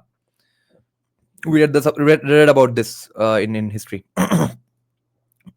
This subcaste, however, faded from the record in medieval times, being displaced on the west coast by the Prabhus, who were patronized by the Silahara kings.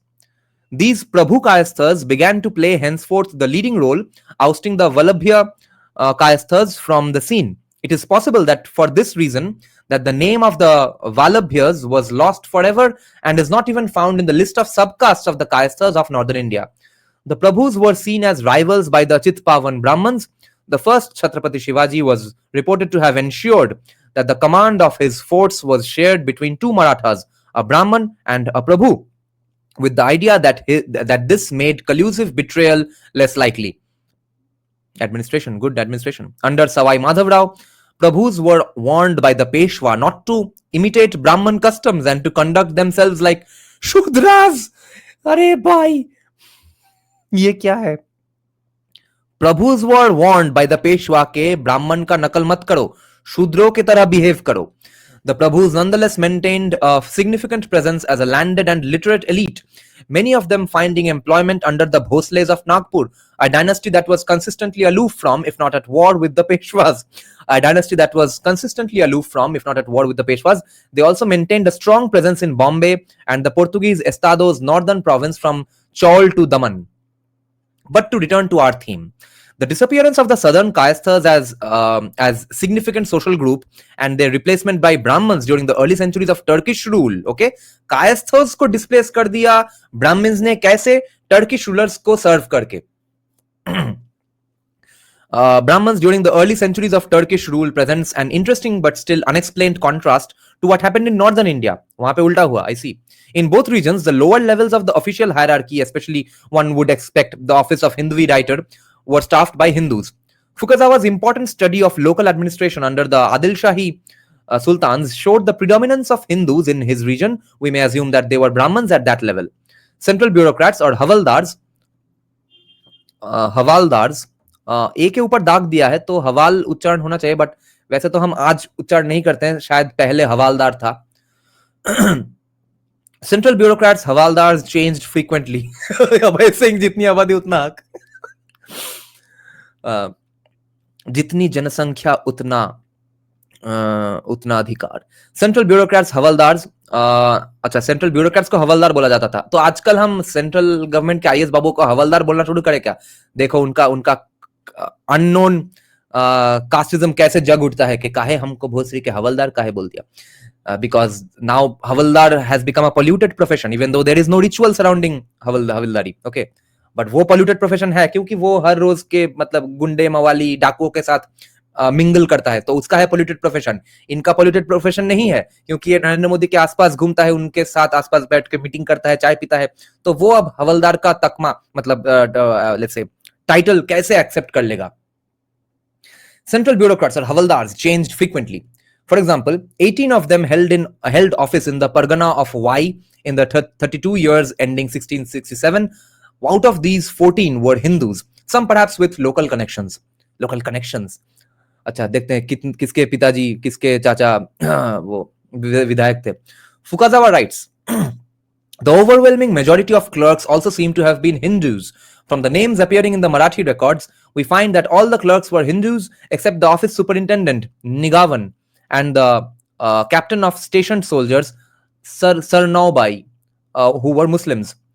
Third, at least some of the Hindu clerks, for example, paymaster and letter writer, held their office as hereditary property, miras or miras.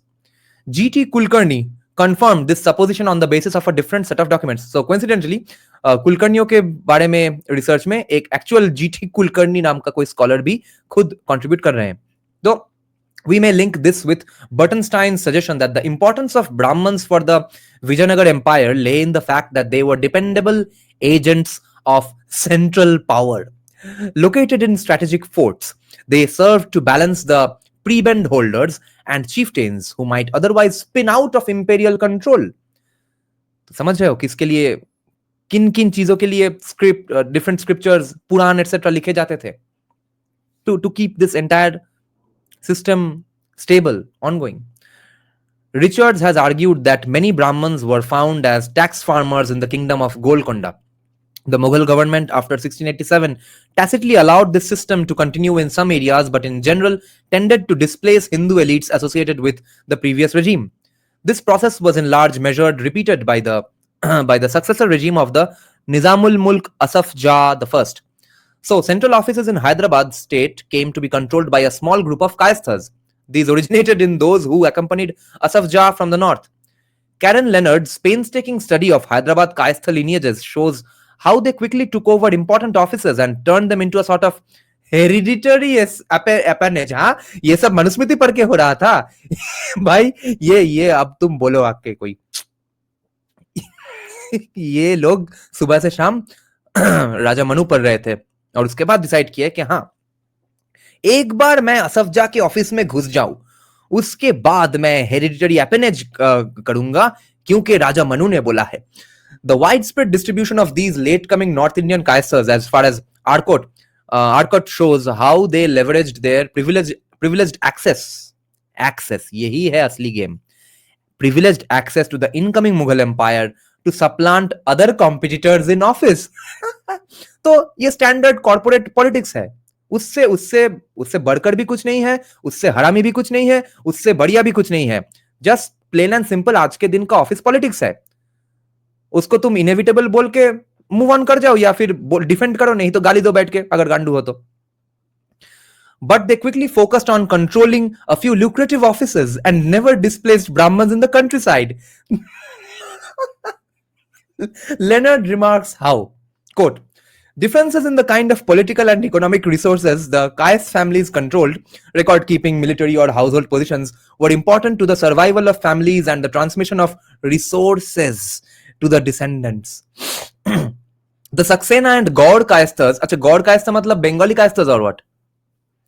The Saxena and Gaur Kayasthas were already beginning to make transition from wide-ranging marriage networks to smaller local kin groups as they secured claims to certain positions in Hyderabad's expanding Mughal administration.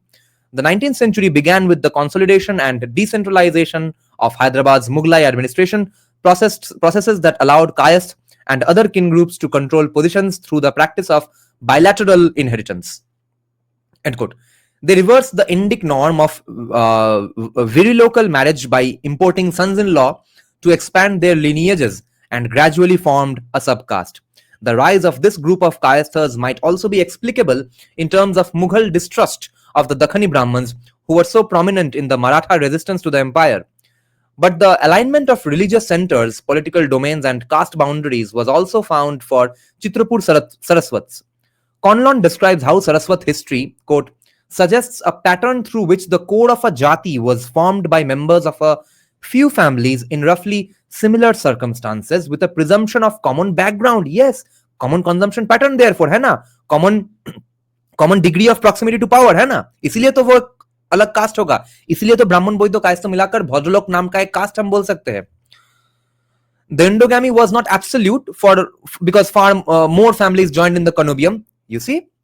Yet, the separation implicit in endogamy was underwritten through obtaining recognition from the rulers of the territories wherein the jati members resided. तो आज भी status, since caste is essentially status, therefore ultimately ऐसा ही होता है कि maximum Brahmins Boiddos Kaistos end up marrying other Brahmins Boiddos or Kaistos. The Saraswats were, of course, not exclusively officials and literati. Many were merchants and other landowners. Important recent work on the West Coast Brahmins has been done by O'Hanlon and Minkowski, who have traced the networks that connected them countrywide and processes by which their corporate identities were defined. Here again, we see kingly adjudication as important to define and maintain community identity. Nor indeed should we neglect the socio-linguistic and technical aspects of the process. Gumpertz, who worked extensively in India, offers an excellent model of these processes. Quote, once persons are defined as outsiders, they are likely to be discouraged from learning or employing the strategies that make for membership. What a brilliant observation. हाँ, अब problem क्या है? इसको हम कैस्टिज्म बोल सकते हैं. अब गांडू हिंदुत्ववादी आके बोलेगा कि नहीं ये नहीं हुआ था या फिर ये ब्रिटिश ने आके किया था. पागला चौदा का कोई हिंदी में बनाने वाला था. पागल चौदा नहीं, ठीक है, पागला चौदा कौमी आके बोलेगा कि देखो यही है हिंदुइज्म का problem. Once persons are defined as outsiders, they are likely to be discouraged from learning or employing the strategies that make for membership. तो भाई इसीलिए हमको वेस्ट बंगाल के कैस्टिज्म में आना पड़ेगा. यहाँ पे क्या हो रहा है? Brahmin, Boiddos, Kaistos are making fun of people who don't get into presidency or JU, okay, or people who don't make music or films and don't have tastes that are really acceptable or applicable in Tollywood. And all of them support communism. All of them support some version of socialism. All of them support freebies. All of them support things that keep poor people poor, which ends up doing what? Ends up discouraging people from learning or employing the strategies that make for membership into the Brahman, Boiddo, Kayasto hierarchies or groups. You see, hence हमको बोलना पड़ेगा बार बार कि waste Bengal casteist society है. It doesn't mean Srijit Mukherjee or Anirban Bhattacharya hates a Shudra actor. No, but in the end, you'll end up doing the same things, or the results of your actions are the same fucking things that you'd expect in a actually casted society. So the relevant knowledge is acquired in the course of एक minute थोड़ा coffee का SIP लेने दो. Anand is saying not just that, what you are referring is to common traditions. These bind communities stronger than just proximity. Yes. Job security. The relevant knowledge. Okay, the relevant knowledge जो कि लगता है उस group में घुसने के लिए.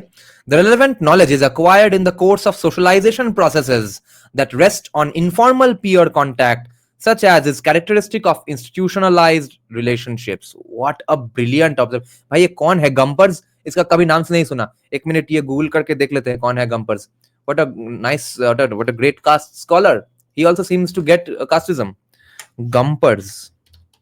Forrest Gumper. John J. Gumpers was an American linguist and academic. Gumpers was for most of his career a professor at the University of California, Berkeley. अच्छा, जिसके बारे में हमने शुरू में ही बात किया. What a small world. So, the relevant knowledge required, and that is acquired in the course of socialization processes that rest on informal peer contact. Okay, remember, not formal peer contact, informal peer contact, such as is characteristic of institutionalized relationships. Yeah. Why are most of my friends Brahman, Boiddos, Kaistos? Because I studied in a hilly area convent. उससे ऐसा हो गया.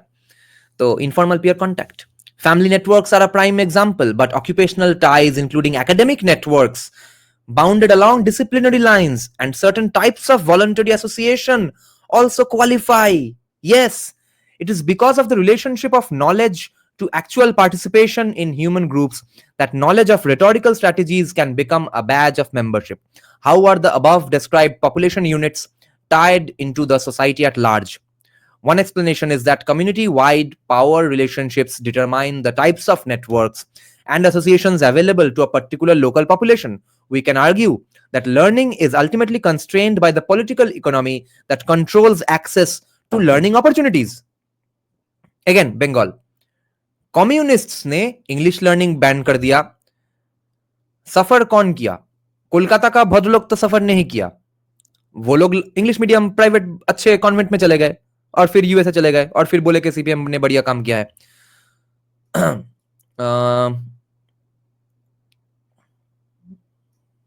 What's happening here?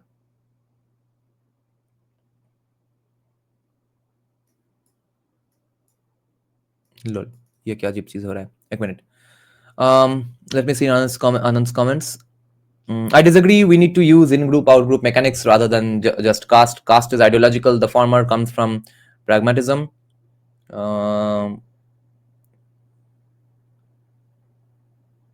Oh, I'm saying caste also comes from pragmatism. We just don't know it.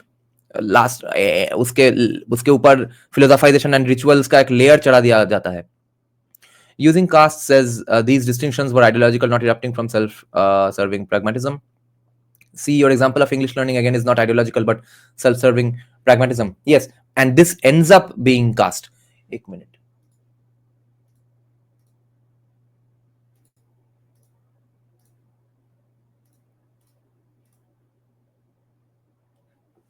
Yeah, and this ends up being caste. And especially since Anand, one of my main goals is to use the concept of caste as if it's an absolutely alive concept in today's context. Therefore, today's status groups are also going to do pragmatic things to do things for themselves. Where if I take into account your kind of argument, then I'll have to just stick to wo matlab the so-called castes, okay, which I am calling play acting and cosplaying, fancy dress competitions. I'm not even considering them to be those castes that they claim to be. Okay, I don't consider no matter how he hates other castes, or no matter even how he is oppressed, I don't consider someone who is not remotely relate or associated with an academic profession, IAS, PhD, Babu, or Rigved, etc., to be a Brahmin. So yes, for argument's sake, for I mean, just using it as a grammatical device, I'll call a caste a Brahmin, of course, but in my heart, I don't consider them Brahmins. So since I consider today's Brahmins, and when I therefore apply the ancient lenses of who is Brahmins and what are his duties and what are his actions, I therefore find things are absolutely similar even today, even in the context of today, who is a Brahmin. In that situation, even casteism, as I call it, even there I see only pragmatism and no ideology at all. Will the common person understand this? I can't spend my day thinking only about the common person, because otherwise then I would not be discussing research papers and discussing libertarianism. हाँ, कभी कभी common person का time आएगा. देखो, हम भी Brahmanism का हरामीपंथी ही कर रहे हैं. हम एक्सक्लूसिव ग्रुप बना रहे हैं जहां पे हर लोग घुस नहीं पाएंगे. तो हम क्या करें?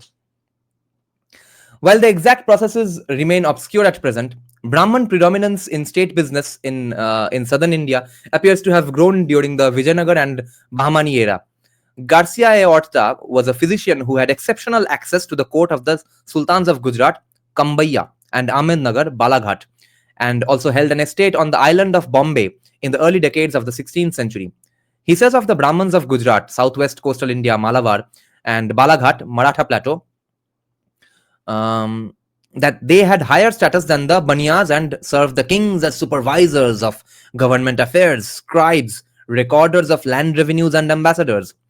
Garcia Orta spoke of the 1530s. So, Brahmins were associated with the sultanates practically from their founding at the end of the 15th century. Lol. Brahmins were soon to be viewed by the Portuguese as the major obstacle to the conversion of the Hindu subjects of Estado. Nice. अब हमारे थोड़े ईडनिस्ट हिंदुत्ववादियों का time आ रहा है. चलो, उनके लिए थोड़ा आर्ग्यूमेंट्स भी दे दिया है हमारे commie academic. I don't think he is a commie really, but I found his name in a commie website glorifying Dr. Sumit Guha. But even Sumit Guha is saying Brahmins were soon to be viewed by the Portuguese as the major obstacle to the conversion of the Hindu subjects of the Estado. Many were expelled, others more or less forcibly converted. More or less forcibly converted, भाई. अब सुमित गुहा भी बोल रहा है. Nonetheless, and yes, see, does this take away, अगर उन्होंने वो मतलब कोलैबोरेशन किया राजाओं के साथ, does it take away from their credit of preventing conversion? Or since they prevented conversion, does it take away from the harms that they did knowingly by behaving badly with someone, or unknowingly by collaborating? Because ideally, theoretically, if no one collaborated, it could be argued that they would not even run this country. Okay, that would never be fucking possible, but at least hypothetically, right? So reality is what it is. Nonetheless, even Brahman converts maintained their distinct identity among the nations, or nachos. Ye nacho kya hai? Thus, describing the students of the college at Goa, the Jesuit Antonius da Costa wrote that they were of many diverse nations, that is, Portuguese, both pure-blooded and Mesticos, Malabars, Brahmins, Canarins, West Coast people, Arabs, Deccanese, Bengalis, Moluccans, Javans, Chinese, Abyssinians, Black Africans, Caffrey. अरे ये क्या DI के वगैरह ही ऐसा हो गया? How can this happen? Without reservation, these things can happen. Oh my God. Note that Brahmins are the only caste group in this otherwise geographical sorting. Fairly soon, the Portuguese were using Brahmins, especially Shenvis, as emissaries and negotiators too. Lol. अब ये Portuguese के साथ भी काम करने लगे, उनके employees बन गए. Francis Xavier also said it. Coercion is a real thing. Yes. If there is high economic mobility, there is less to no caste. Yes. And Abhay, you've almost hit the nail on the head. The final nail is that there has to be continuous economic disruptions after every 1 or 2 generations. Okay, एक बार आके 50-60 साल के लिए या 100 साल के लिए या फिर 500 साल के लिए जब स्टैग्नेट हो जाएगा इकोनॉमी, तब आएगा कास्टिज्म फिर से। कोई ना कोई स्टेटस ग्रुप के खिलाफ घटिया बिहेवियर करेगा, और वो घटिया बिहेवियर का डिग्री भी बढ़ते रहेगा। Brahman predominance increased through the next 3 centuries, despite occasional setbacks such as the massacre of the official Brahmins in Golconda Fort after the assassination of Madanna and Akkanna in 1686. From the beginning of the 18th century, Richard Eaton remarks on the entry of Brahmins at all levels of the Maratha politics. Observers of 18th century South, हाँ अब देखो मराठा नहीं, Brahmins ने conversion रोका, Brahmins collaborate किए, और फिर Brahmins ने ही छत्रपति शिवाजी के डिसेंडेंट को बोला कि भाई तुम तो एक्चुअल क्षत्रिय नहीं हो, तुम फेक क्षत्रिय हो। फिर उन्होंने मध्य प्रदेश से ब्राह्मण लाके बोल दिया कि भाई तुम्हारा महाराष्ट्र का ब्राह्मण को हम बाईपास कर लेते हैं, हमको चाहिए कोई ना कोई ब्राह्मण का सैंक्शन, तो तुम नहीं करोगे भोसरी के हम तो महाराष्ट्र से लेके आएंगे, भागो यहां से। तो no group is really a monolith except maybe one. Observers of 18th century South India 18th century South India were constantly struck by the predominance of Marathi speaking Brahmins in the politics and statecraft of the period. North India, South India. W.H. Tone, an officer in the Peshwa's service, wrote in 1799, quote, "The Marathas are generally speaking an unlettered people. This circumstance obliges them to employ Brahmins in most of the department of government and finance. These, from being the servants, are now become the masters in every darbar." End quote. This had political advantages. Yes, hogai. The English envoy Charles Mallet wrote in 1789 that the Peshwa possessed the most accurate information of every state in India by means his tribe, Chitpavan Brahmins, as intriguing, as artful, as industrious, and much more numerous than the Jesuits ever were. W.H. Sykes served as statistical reporter to the government of Bombay between 1825 and 1829 and travelled extensively through the lands annexed from the Peshwa.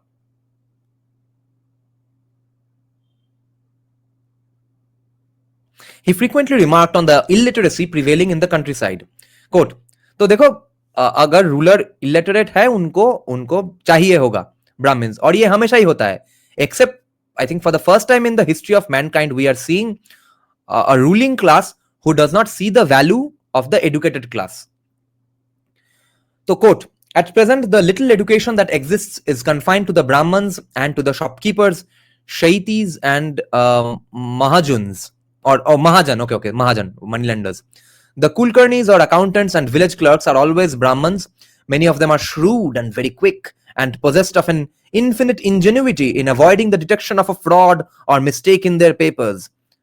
Many of this class, however, I found too stupid to keep an individual's account, much less the complicated details of village assessment." तो देखो वहां पे मतलब हरामी ब्राह्मण, बड़ी अच्छा ब्राह्मण तो छोड़ो, स्किलफुल ब्राह्मण, नॉन स्किलफुल ब्राह्मण का भी डिफरेंशिएशन है यहाँ पे। कुछ को बहुत बढ़िया काम आता है, कुछ लोग गांडू है।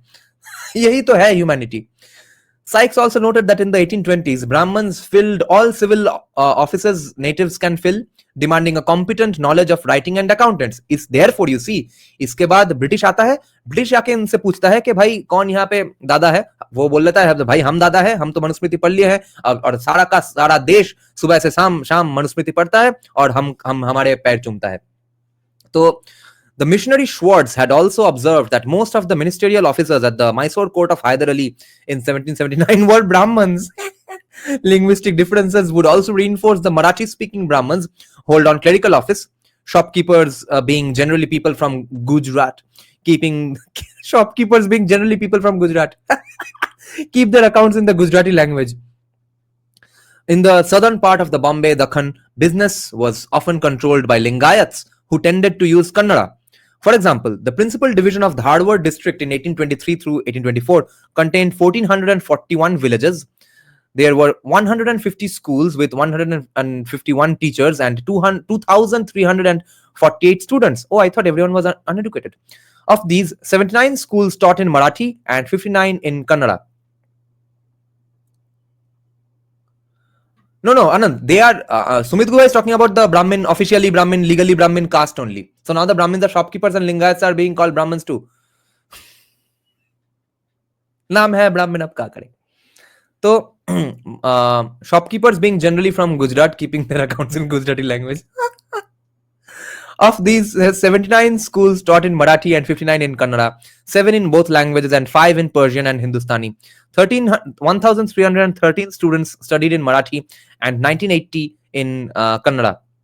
1980 in Kannada. Among the students, there were 649 Brahmins, 1164 Lingayats, 64 Panchal craftsmen, 61 weavers, 65 Marathas, 48 Jews, 263 of other Hindu castes, and 99 Muslims. Anand Sridhar, no, but Lingayats don't identify with caste according to them. Yes, they're not saying that Lingayats are the Brahmins as well. Okay. Yeah. Only the shopkeepers of Gujarat are Brahmins. 61 weavers, Hindu, 263 of other Hindu castes, and 99 Muslims.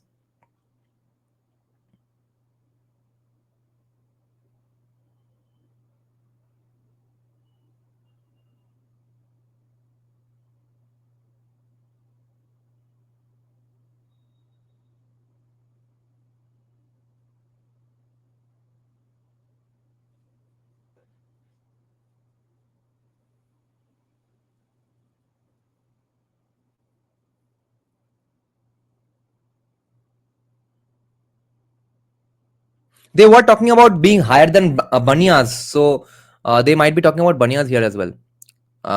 Since that's not really an important factor in the context of this paper, they have not clarified it that much. Let's check out the paragraph once again. तो यहाँ uneducated Brahmins है. Sykes also noted Brahmins filled all civil office natives can fill. Competent knowledge of writing है, accounts है.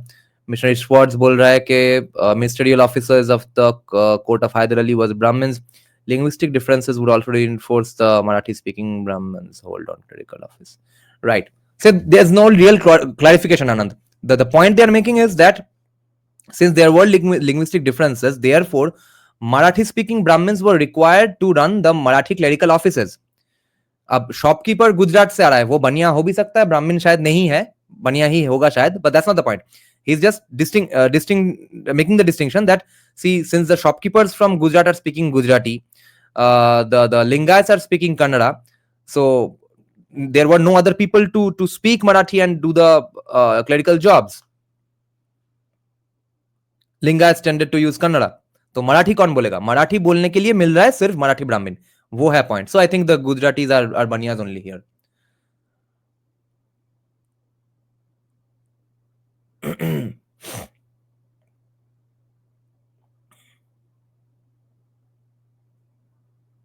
Lingas don't identify with caste according to them. So during Hyder Ali's time, though they are classifying Lingayats as a caste, just like a caste basically, that goes against their own claim. But these minor distinctions are so critical to the larger idea that caste was clear.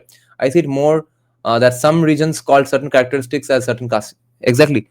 Yeah, remember that everyone was considered a caste. See, Portuguese people, Anglo-Indians today won't say they are a caste, right? But Portuguese Christians became a caste. Syrian Christians were a caste. That's how the people generally took into account any distinct cultural separate consumption pattern वाला अगर कोई group है, वो evidently हो ही जाता है endogamous, तो वो एक और caste है. तो everything was a caste, regardless of what they say today. Linguistic diversity created jobs for people. कोई कन्नड़ा पक्ष नहीं लगा था तब. For example, the principal division of Dharma district, yeah, ये तो हो गया.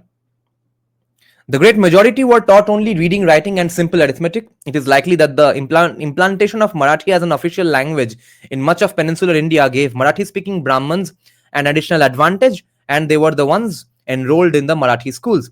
अब एक तेलुगु कन्नड़ा हीरो रोल करेगा मराठी राजा का. Indeed, Marathi was widely current as an administrative. Oh, और by the way, वो हनुमान का भी रोल करेगा, जो कि नॉर्थ इंडियन गॉड है allegedly. ऋषभ शेट्टी भाई कल्चरली यूनिफाई कर देगा पूरा देश को. एंड दे वर और फिर वहां पे गुलिगा और पंजुली पे फिल्म ऑलरेडी उन्होंने बना दिया है, जिसके बीच में जो जो फाइट था, कॉन्फ्लिक्ट था, वो बंद किया था। माँ दुर्गा जो कि अपेरेंटली कल्चरल प्रॉपर्टी है बंगालियों का। तो you see, Rishabh Shetty is the Thomas Aquinas of modern India. It is likely that the implantation of Marathi as an official language in much of peninsular India gave Marathi speaking Brahmins an additional advantage, and they were the ones enrolled in the Marathi schools. Indeed, Marathi was widely current as an administrative language even in the Dravidian south.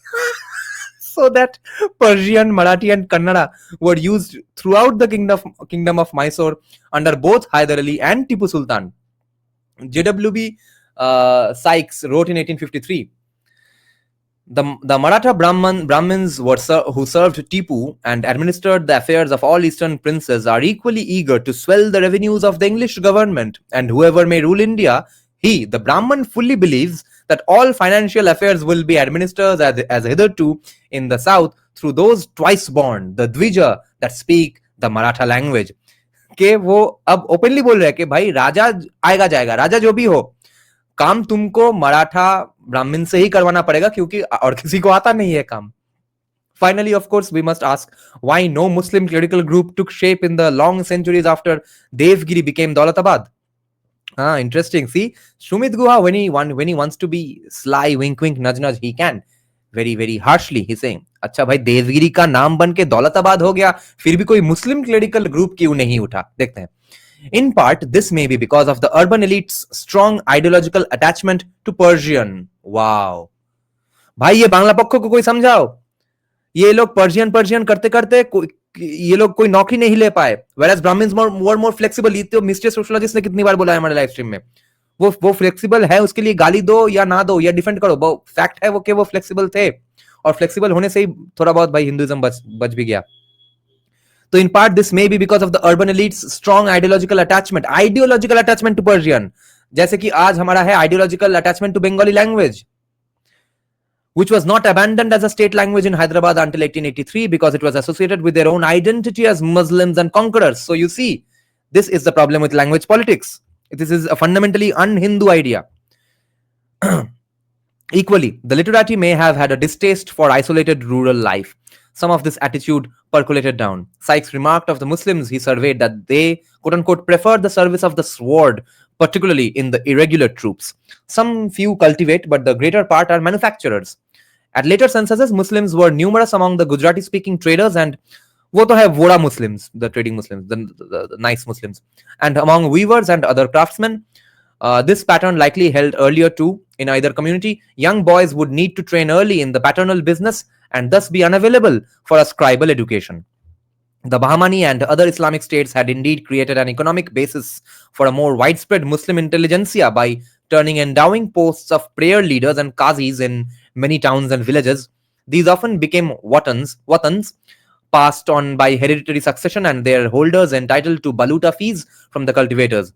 These offices were usually maintained under the Maratha governments, but their holders seem never to have rivaled the village kulkarnis.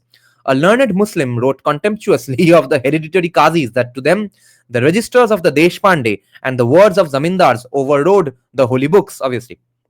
Rural Maulanas were largely illiterate and supported themselves as butchers. Achha. Even a man as eminent as the hereditary Qazi of Pune contended bitterly that his right to slaughter animals extended to the British military camp there. Next subchapter is called Scripts, Texts and Techniques.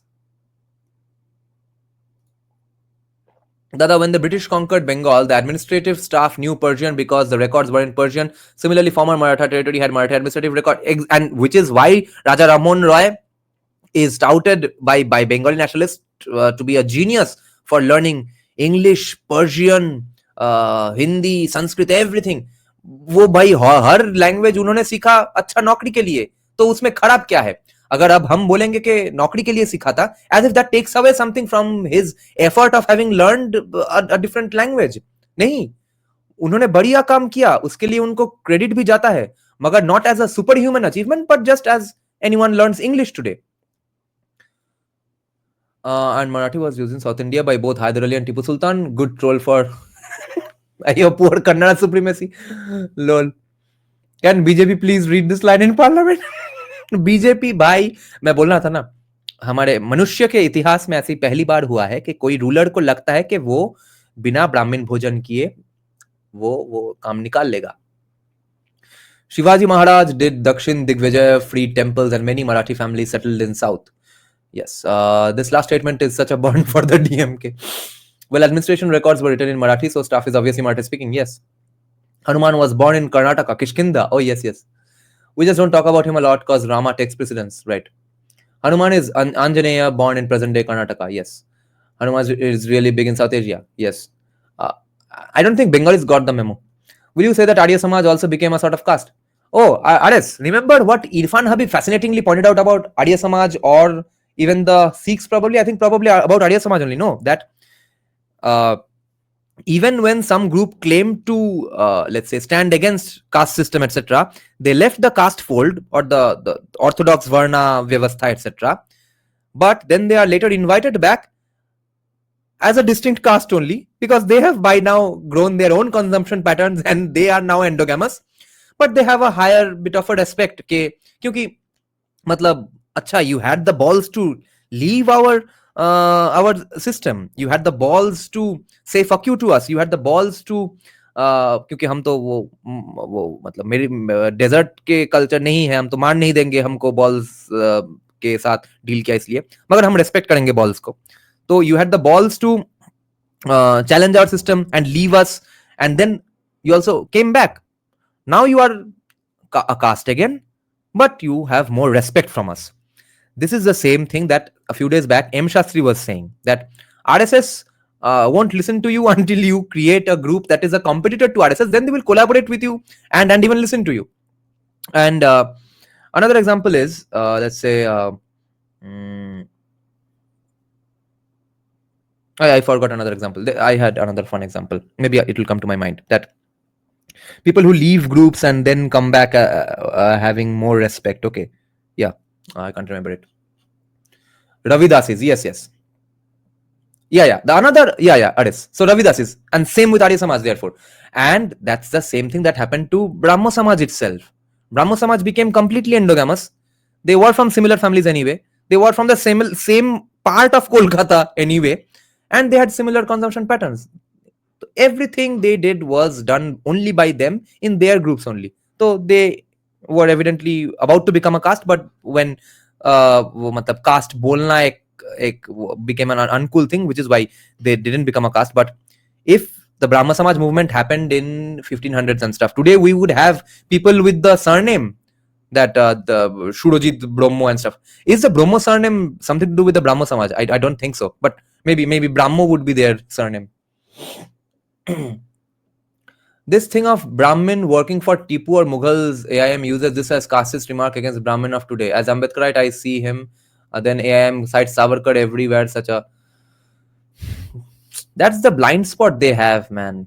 And I don't see how. I don't know. Do they just try to come across as the fierce warriors against casteism, which all of us in this discussion platform are as well. We hate anyone who hates someone for being from a certain kind of family. But I don't get how can Abhijit Ayar Mitra not have read any of these scholars we are reading. How can that happen? How can he become a Dumontian when it comes to just caste? So I have a curiosity about this situation. So तो Brahmins did bad things by collaborating. तो भाई कौन collaborate नहीं करता है?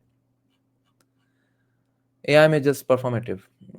Rudra surname is Brahmo Samaj surname, as far as I know. I see. Scripts, texts, and techniques. In addition, Brahmans scriveners had, by the late 15th century, if not earlier, erected a formidable barrier to entry in the Modi script, a cursive shorthand clearly derived from the Nagari script, but impenetrable to anyone who not trained in it. Training would probably depend on being accepted by an instructor, and so would run on family and caste lines. As we shall see, the difficult script was actually perceived as a valuable asset that assured the dominance of Brahmins in state business. A class of manuals was written to train those who aspired to make a living in that way. These were called mestak, and several specimens of this genre have been edited and published.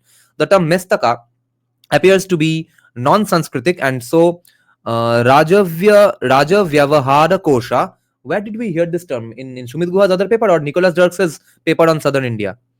Raja Vyavahara Kosha, I think Nicholas Dirks' paper. The term Mestaka appears to be non-Sanskritic, and so the Raja Vyavahara Kosha of 1676 provides a Sanskrit gloss called Lekha Paddhati for it. Many more have probably molded away now that their utility has disappeared. Let me begin by briefly considering the functional aspects of the Mestaks. A consideration of their literary and ideological role will follow, but esoteric tradecraft necessarily had to be kept secret and, if possible, confined to the family. Malshe cites, Malsh or Malshe cites some manuals, a scholar cites some manuals that identify their purpose as for the purpose of being read through the generations by the author's family. Another manuscript was composed by Hari, son of Trayambaka. It was copied in 1788 through 89 by Vinayaka, son of Vishwanatha Lakshmidhara, for the purpose of study within his lineage and the benefit of others. Another manuscript, probably from the 18th or early 19th century, presents itself as compilation of the principles of Hemadri, the legendary Yadava minister and author of the Chaturvarga Chintamani. This Chaturvarga, okay, 4 varna or 4 classes. या नहीं तो चतुर्वर्णा ही बोलता, चतुर्वर्ग, 4 classes का चिंता करने वाला कोई. This is a modern early 20th century copy of an earlier document. It opens by stating that Hemad Pant or Hemadri, skilled in all the arts, had laid down how to conduct oneself so as to attain fulfillment in this world and the higher one. If by much pious action, punya, one had balanced sin and virtue, then what one would born a man. If the best of human births, that of a Brahman, had been achieved, it should be then made fruitful. That could never be achieved without the aid of a guru, and so he should be propitiated. Quote, once the guru's blessing is obtained, study should begin by tracing letters in the dust, multiplication, division, numerical valuation, terij, Steingas tarwij, addition, berij, and their aggregation presentation, kardan wabastan, and the appropriate headings for writing accounts of revenue and expense. तो एकदम simply data entry का काम सीख लो भाई, Excel sheet वगैरह सीख लो. ब्राह्मण का काम है एक्सेल शीट सीखना.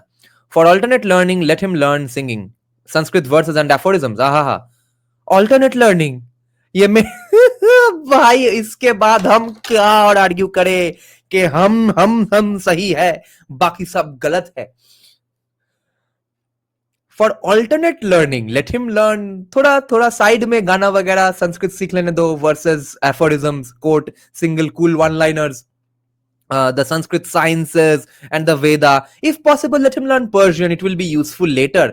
बाद में स्कोप है अच्छा पर्शियन का, मगर मेन क्या है, एक्सेल शीट सीखो. The Brahman's highest destiny in Kali-yuga was clearly to work in a Persianate administration. Oh, fuck. Now Sumit Guha is trolling. Holy shit, this was insane. Many would have been simple utilitarian works intended simply to qualify trainees for employment in the lowest rungs of clerical hierarchy. हाँ, data entry का lower level job भी हो, वो main job है. Side पे थोड़ा संस्कृत वगैरह. 2 unpublished manuscripts in the Rajwade Mandala collection in Dhule clearly belong to this category. The title of number 49 of 70 among 829 may be translated Mestak of income and expenditure according to the rules of Hemadri Pandita. With Pandita. With a careful eye to economy, it is written in a crabbed hand on small pages of handmade paper pasted together to form a long sheet. This text dispenses with the legendary paraphernalia about its origins and plunges straight into the 2 major classes of account, regular revenue and additional revenue. पूरा BCom chartered accountancy का class चल रहा है यहाँ पे, और बोल रहे हैं कि साइड में थोड़ा ब्राह्मण हो तो साइड में थोड़ा संस्कृत वगैरह सीख सकते हो, थोड़ा पर्शियन भी सीख लेना, मगर मेन काम है कि अभी नौकरी ढूंढना है तुम्हें पर्शियन गवर्नमेंट में. ठीक है, पर्शियन गवर्नमेंट में नौकरी ढूंढो, उसके लिए एक्सेल शीट पढ़ लो. Regular revenue and additional revenue, ए इन Ain and CY. Okay, Ain is revenue and regular revenue. CY is additional revenue. Ain Kanun. In Bengali, we use the word Ain for law. In UP also, people use the word Ain for law. I've heard some Muslims use it. The former then divided into that collected by the administrative officer, Namledar, and that collected through tax farmers. Each class of income is then subdivided into different heads. For example, 8 from land, 13 from customs and sales taxes, etc. तो मेरा ना ये ऐसे paper पढ़ने में सबसे ज्यादा जो मतलब दिमाग गर्म होता है वो है कि ठीक है, डर्क्स, डेक्लन क्विगली फिर भी थोड़े काइंड ऑफ ऑब्सक्योर है मेन स्ट्रीम के तुलना में, है ना. डेक्लन क्विगली ने अभी काम छोड़ दिया है, एकेडेमिया ही छोड़ दिया है, वो मसाज करता है. डर्क्स तो हिंदुत्ववादियों ने इतना बोल दिया है, डर्क्स को यूज कर लिया है कि अब वो हिंदुत्ववादी एकेडमिक बन गया है. मगर तुम लोगों ने सुमित गुहा भी क्यों नहीं पढ़ा है? इरफान हबीब के वो कास्ट पेपर्स भी क्यों नहीं पढ़ा है? Other manuals went into greater detail. Nonetheless, all these mestaks were clearly intended to qualify students for the lower ranks of the bureaucratic establishment. Bhai Brahmins ko dekho. Some begin with instructions to the on the preparation of pens and ink. Others with the correct way of tearing and folding of the paper and naming the different subdivisions that the resulting creases create in the sheet. Each such column had a name and depending on the document, various items were to be entered in such. पूरा का पूरा एक internship का system तैयार हो रहा है यहाँ पे.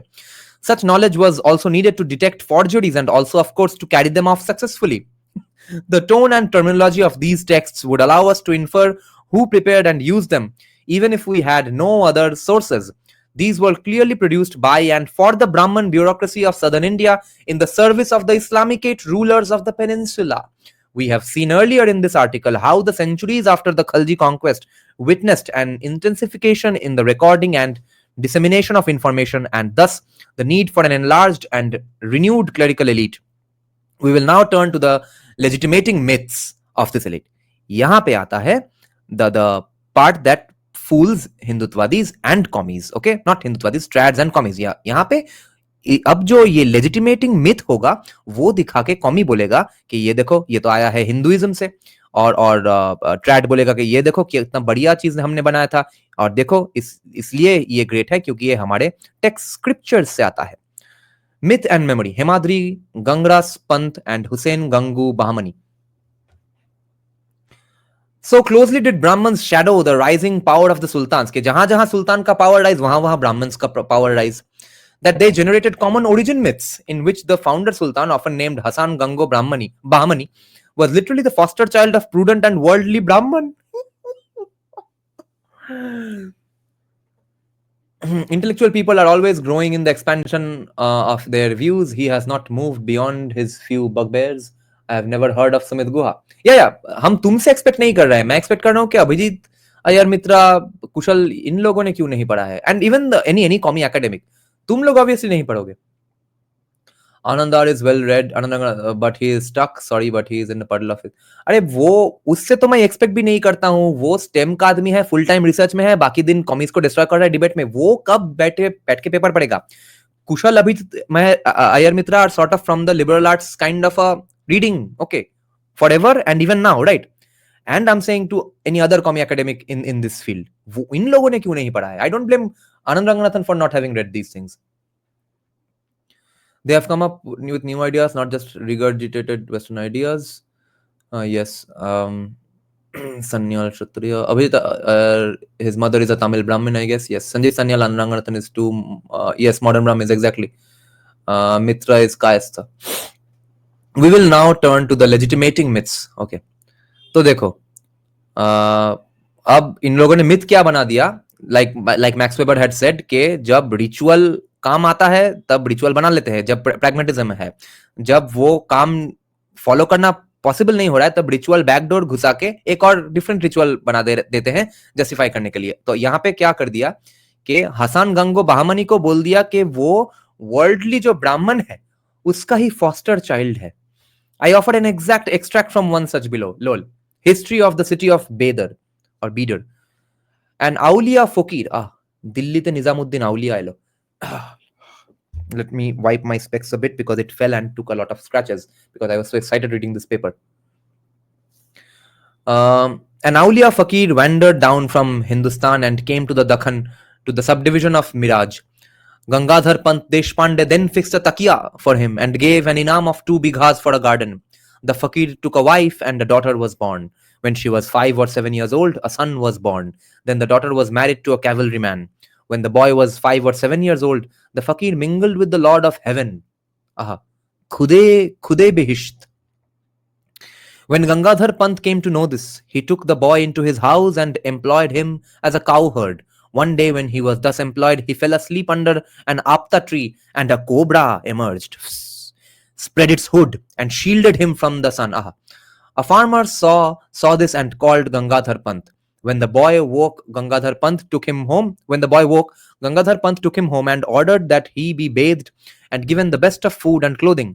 This went on for some days. Then the boy asked the Pant why this was being done, and the latter asked him, "If God gives you a kingly throne, what will you give me?"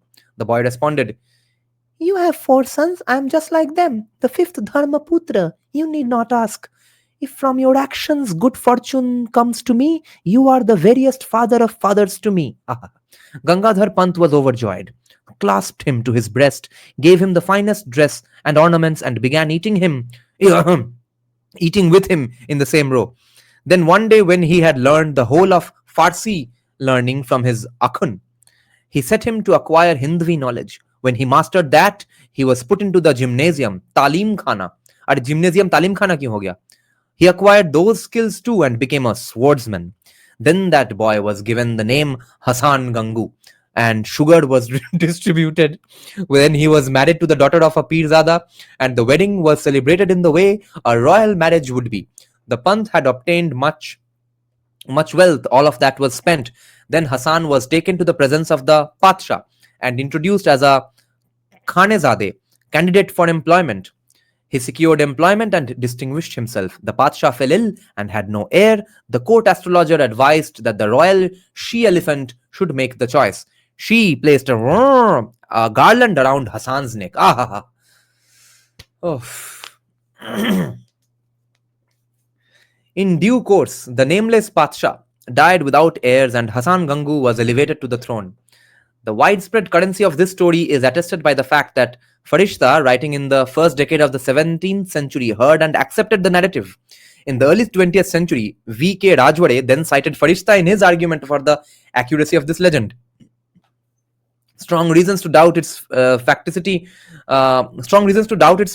have been developed by S.A.Q. Hussaini, even if we do not follow him in accusing Farishta of a Shiite bias against a Sunni monarch. Gangadhar Pant was seen as the prudent minister, as the heir to the great scholar Himadri Pandita, who flourished at the court of the last independent Yadava ruler and became a cultured hero for Maharashtrian Brahmins thereafter. Popular memory associated him with early medieval temples, which were popularly referred to as Hemadpanti temples, even if some were built well before his birth. He certainly authored a number of Sanskrit texts, and folklore soon came to credit him with establishing the set of scribal and accounting conventions that provided employment for so many of his caste fellows in the centuries to come. तो देखो भाई, ब्राह्मण भोजन कहीं ना कहीं पे तो हो गया है.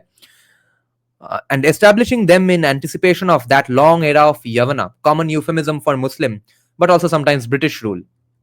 Rajwade was one of the early supporters of the Hemadri theory. He wrote in 1911 that Hemadri had established a system before Sake from 1240 or 1327 CE to 1328 CE. It continued under Muslim rule, but as the terms were translated into Persian, new terminology came into use while the system continued unchanged. He thus sought to explain how Hemadri could have been the origin of the obviously Persianate texts. This unlikely theory is also seriously propounded in the Maharashtra State Council for Literary Culture's biographical dictionary of Marathi writers, where he is credited with the invention of the whole body of epistolary and accounting conventions that marked Marathi language chancery practice, down to the establishment of British rule. Quote, no Marathi book written by Hemadri or written at his behest is now available, but it may be suggested that he had prepared a code of practice that stipulated how documents were to be prepared or written, how accounts were to be maintained, and how correspondence should be conducted. In 1853 CE, Ganpatrao Munshi, Munshi kahan hai? Hamare M. Shastri. Ganpatrao Munshi published a book titled Hemadri's Complete Scribal Compendium, Hemadri Kruta Lekhana Kalpataru. See, this entire phrase is is absolutely applicable in Bengali as well. I'll just have to pronounce it as Hemadrikruto Lekhon Kalpataru. Yes, Hemadrikruta Lekhana Kalpataru from Mumbai. This work is in Sanskrit shloka in several. This work is in Sanskrit shloka in several meters, and the verses are accompanied by prose explanations. Apart from this Lekhon Kalpataru, many mestaks or manuals of accounts are believed to have been prepared by Hemadri. On this evidence, it may be surmised that a code of business for the entire kingdom was written by this chief minister in his official capacity. A more skeptical view is taken by S.G. Malshe in his preface to his edition of one of these administrative manuals.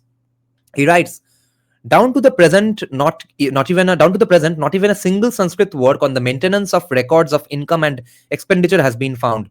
Paper and other writing materials mentioned in the Mestak were hardly known in Hemadri's time, and all the terms used in the Mestak are of Persian origin.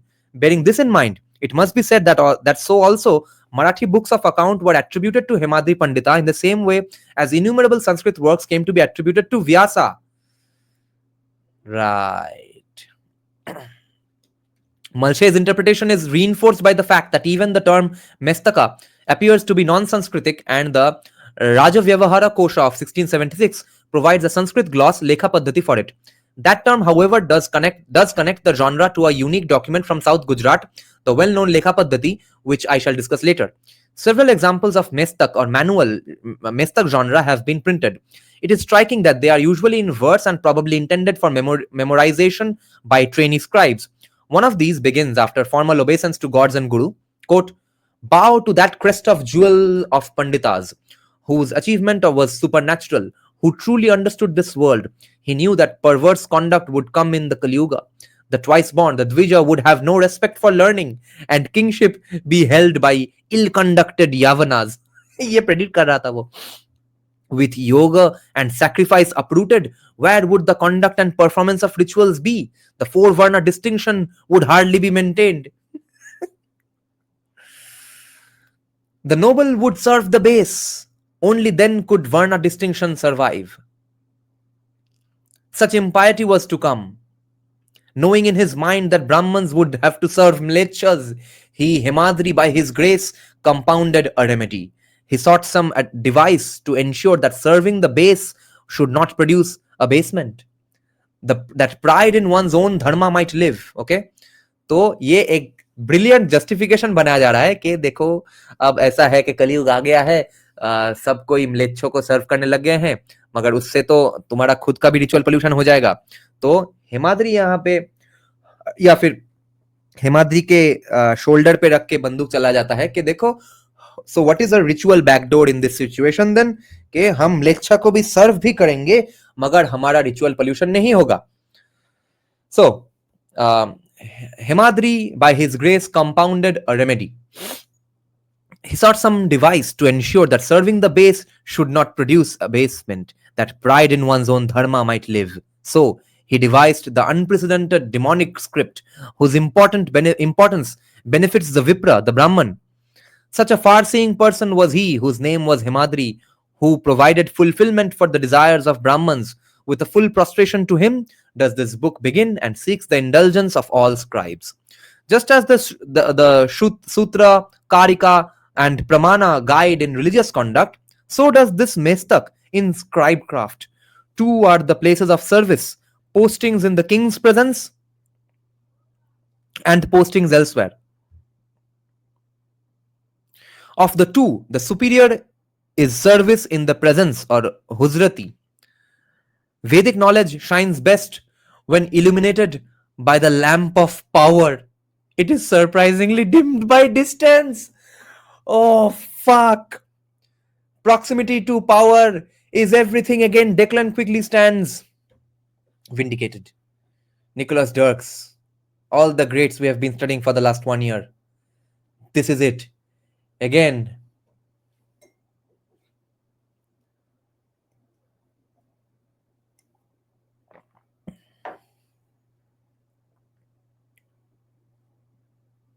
तो वेद भाई जंगल में पढ़ने से उतना मजा नहीं है. राजा के आसपास थोड़ा घूमो फिरो भाई. आईएएस डिस्ट्रिक्ट मैजिस्ट्रेट छपरा में बैठ के क्या होगा? अगर मोदी के आसपास थोड़ा सेक्रेटरी वेक्रेटरी बन पाओ तब ना कोई मजा है, तब ना जाके तुम्हारा यूपीएससी के लिए उतना you know how much my father studied for UPSC, वो सब काम आएगा। काम तो भाई ये लैंप ऑफ पावर के आसपास ही काम आएगा। Oof, holy shit, the humanity is exactly the same. It is surprisingly dimmed by distance. Okay, Vedic knowledge gets dimmed by distance. ये हम नहीं बोल रहे हैं, ये तो ये लोग बोल रहे हैं। Occasional passages in Sanskrit prose and verse, for example, the well-known verse declaring the king to be an avatar of Vishnu, are interpolated.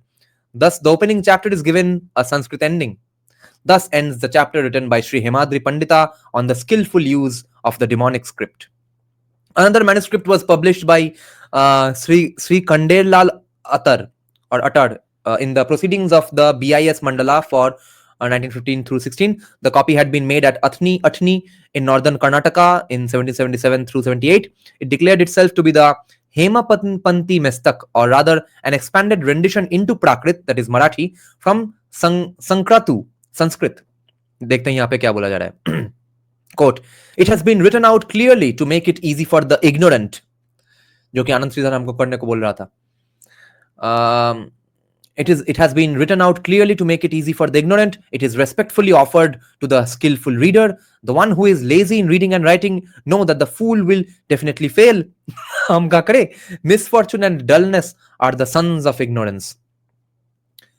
No, सप्तर्षि, यहाँ पे सिर्फ स्प्रेडिंग का बात नहीं हो रहा है। यहाँ पे ब्लैंकेट ये बोला जा रहा है कि वैदिक लर्निंग का, वैदिक विजडम का ही उतना वैल्यू नहीं है।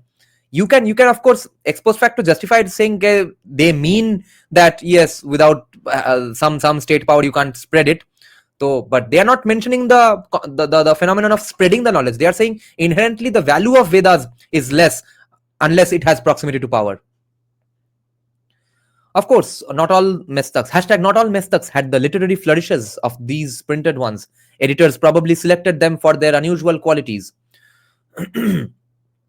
But on the other hand, we also have elaborate literary exercises that well exceeded instructional needs.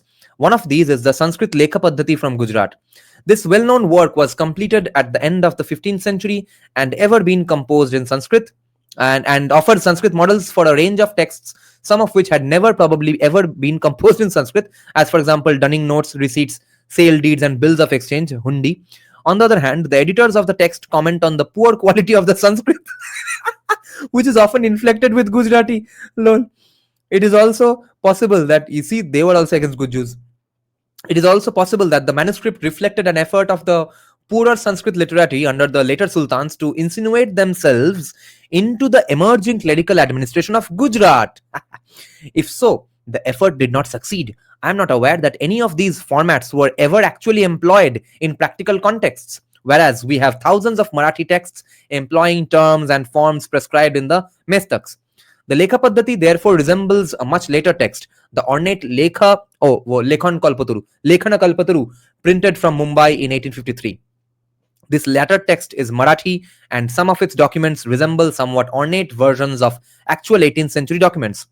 Others reflect the particular concerns of the Maharashtrian Brahmins, as for example, forms of address to important members of lower castes unworthy of full obeisance. Vedic knowledge shines best when illuminated by lamp of power.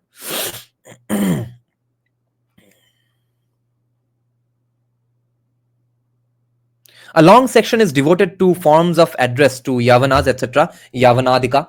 This was for use when Yavanas or Muslims were seniors, gurus, employers, Yajmana, people of standing, soldiers, brothers, social equals, sons, servants, etc. Baapre.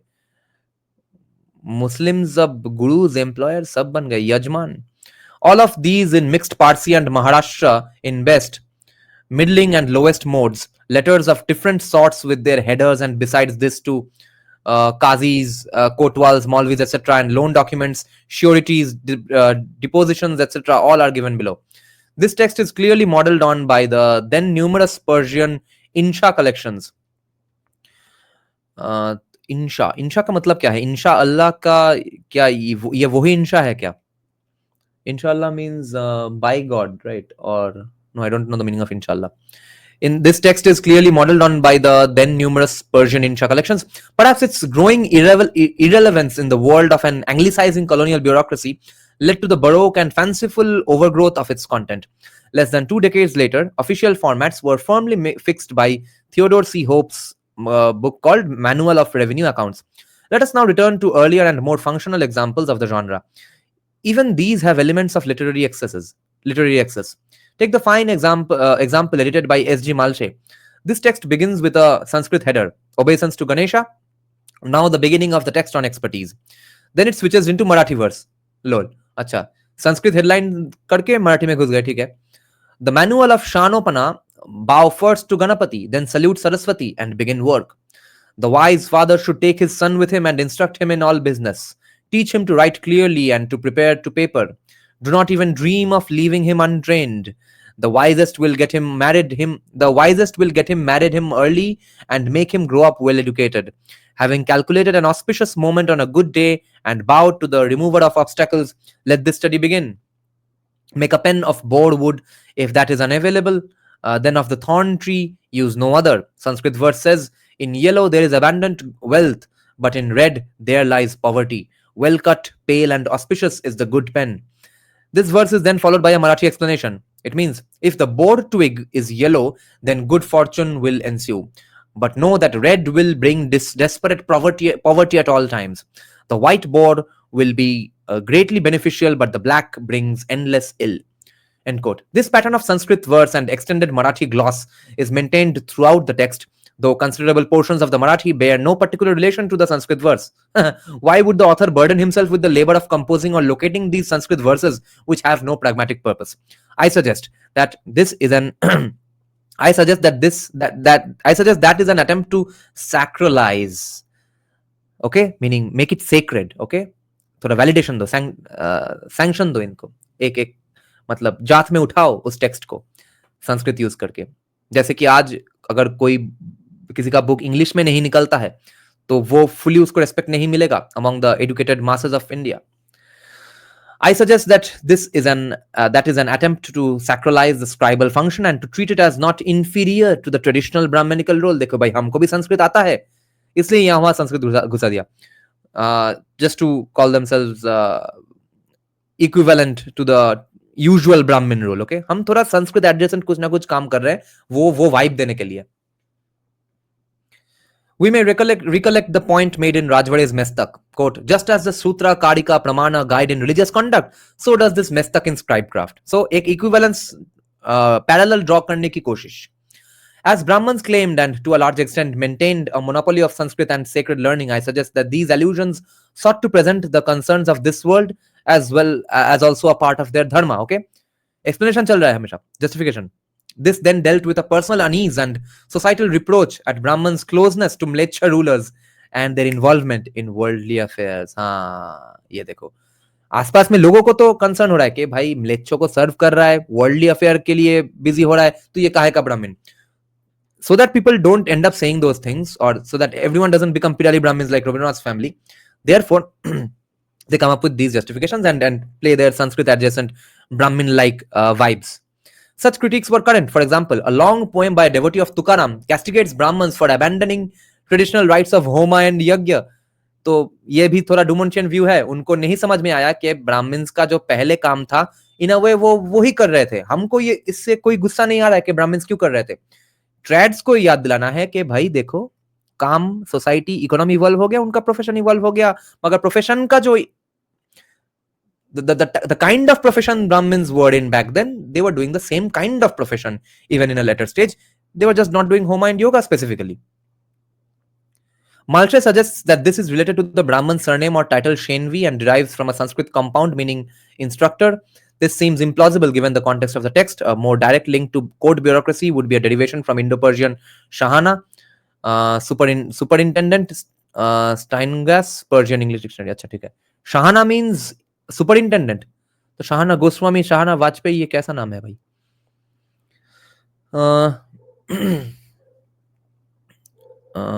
Homa and Yoga. Yeah, so giving up the practices of Homa and Yajna का है. For dishonestly practicing the trades pertaining to all 18 castes, for finding the Veda and Samhita distasteful and abandoning them, giving up pure white clothing and donning blue garments, etc. कैसे किए, कैसे कर लिए ये सब?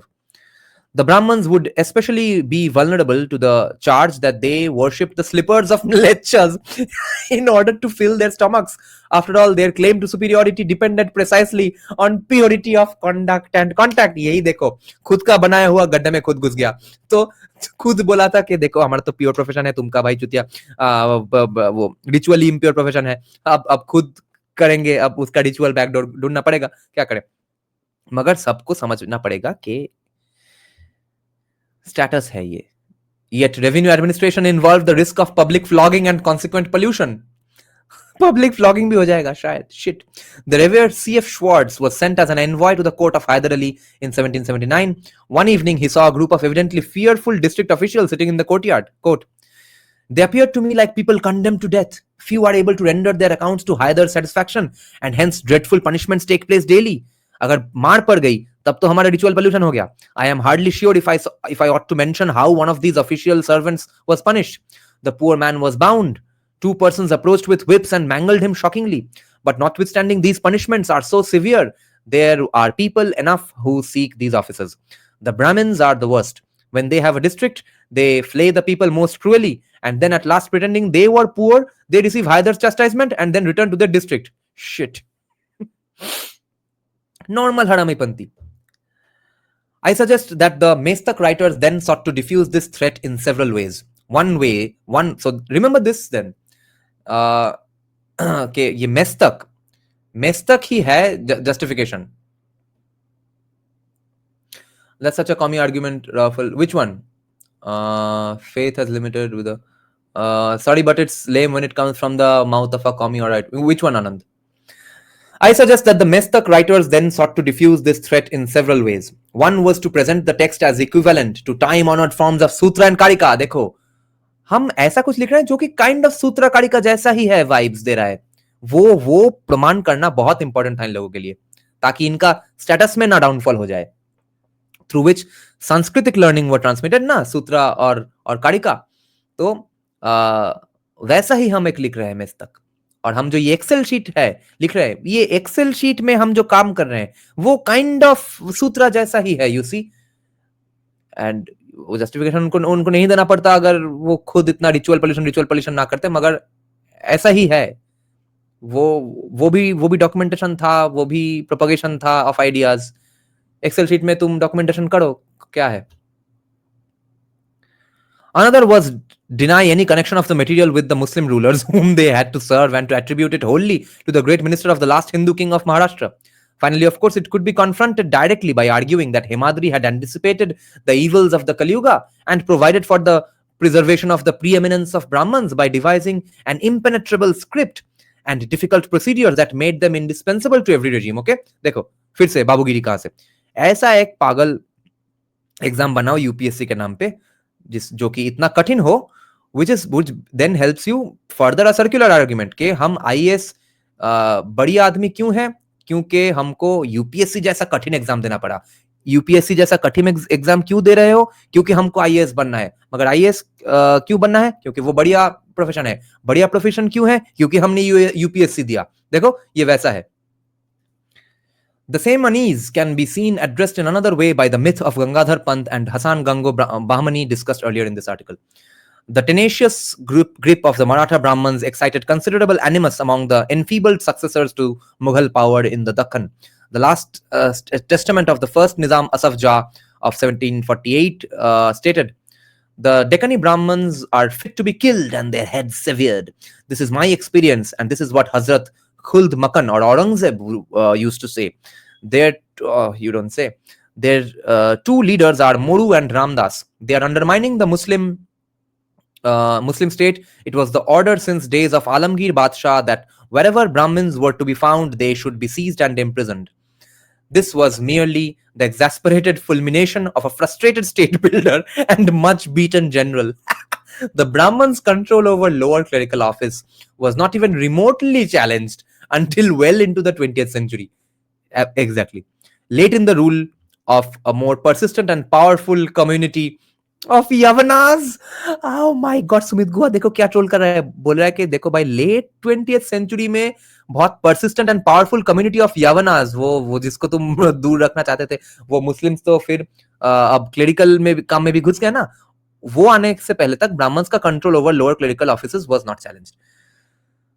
What an insane paper. Let me check some comments and then we'll go offline. I need to go away quickly. Hindus do not even have the freedom to set up their institutions properly, or yes, the poverty is an excuse. Why aren't piss poor Muslims converting? Why are Yemenis who are poor as fuck converting to other religions? Dada Ananda is replying to Cheap Thrill's comment on how hard is being Hindu and acha. Yeah, I don't have the mental bandwidth to get into that now, so I'll just go offline. So what is your overall opinion then, Dada?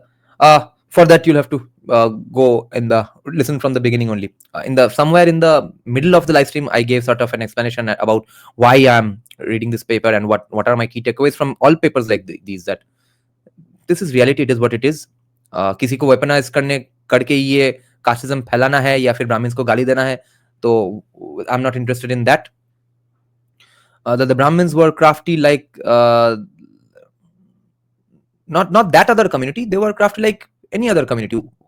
दिमाग है तो भाई crafty होगा. My opinion is that humanity in general macro level पे हरामी ही है, which is why we survive. Micro level पे humans are usually nice people. के मतलब मान लो कि तुम्हारा नेबरहुड में सबसे हरामी, सबसे मादरचोद चोर तृणमूल का गुंडा भी अगर रास्ते से चल रहा है और सामने से कोई गिर जाता है तो उसको शायद उठाने जाएगा. तो वैसा ही है ह्यूमैनिटी. तो ठीक है. When are you coming back, Dada? Tomorrow probably I'll do a podcast with Rebecca Barsef of Israel. She hasn't confirmed yet. She has some meetings before that. If she confirms, then today we are doing that. If not, we are doing some paper. And then Saturday we'll have Rami Niranjan Desai ma'am.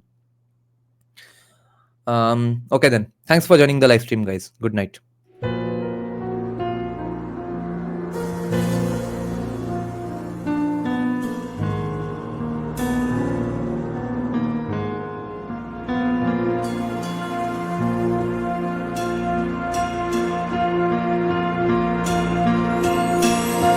श्रवरूढं महाभीमं गुणाद्रष्टाम्बरप्रदम् अस्य युक्तं त्रिनेत्रं च कपालकर्णिकाकरां मुक्तकेशिं ललज्जयः पिबन्तीं रुधिरं चतुर्बाहु समायुक्तं वराभयकरं स्मरेत्. चतुर्बाहु समायुक्तं वराभयकरं स्मरेत्. काली काली महाकाली कालिके पापहारिणी धर्मर्थमोक्षदे देवी नारायणी नमोस्तुते. धर्मर्थमोक्षदे देवी नारायणी नमोस्तुते. काली काली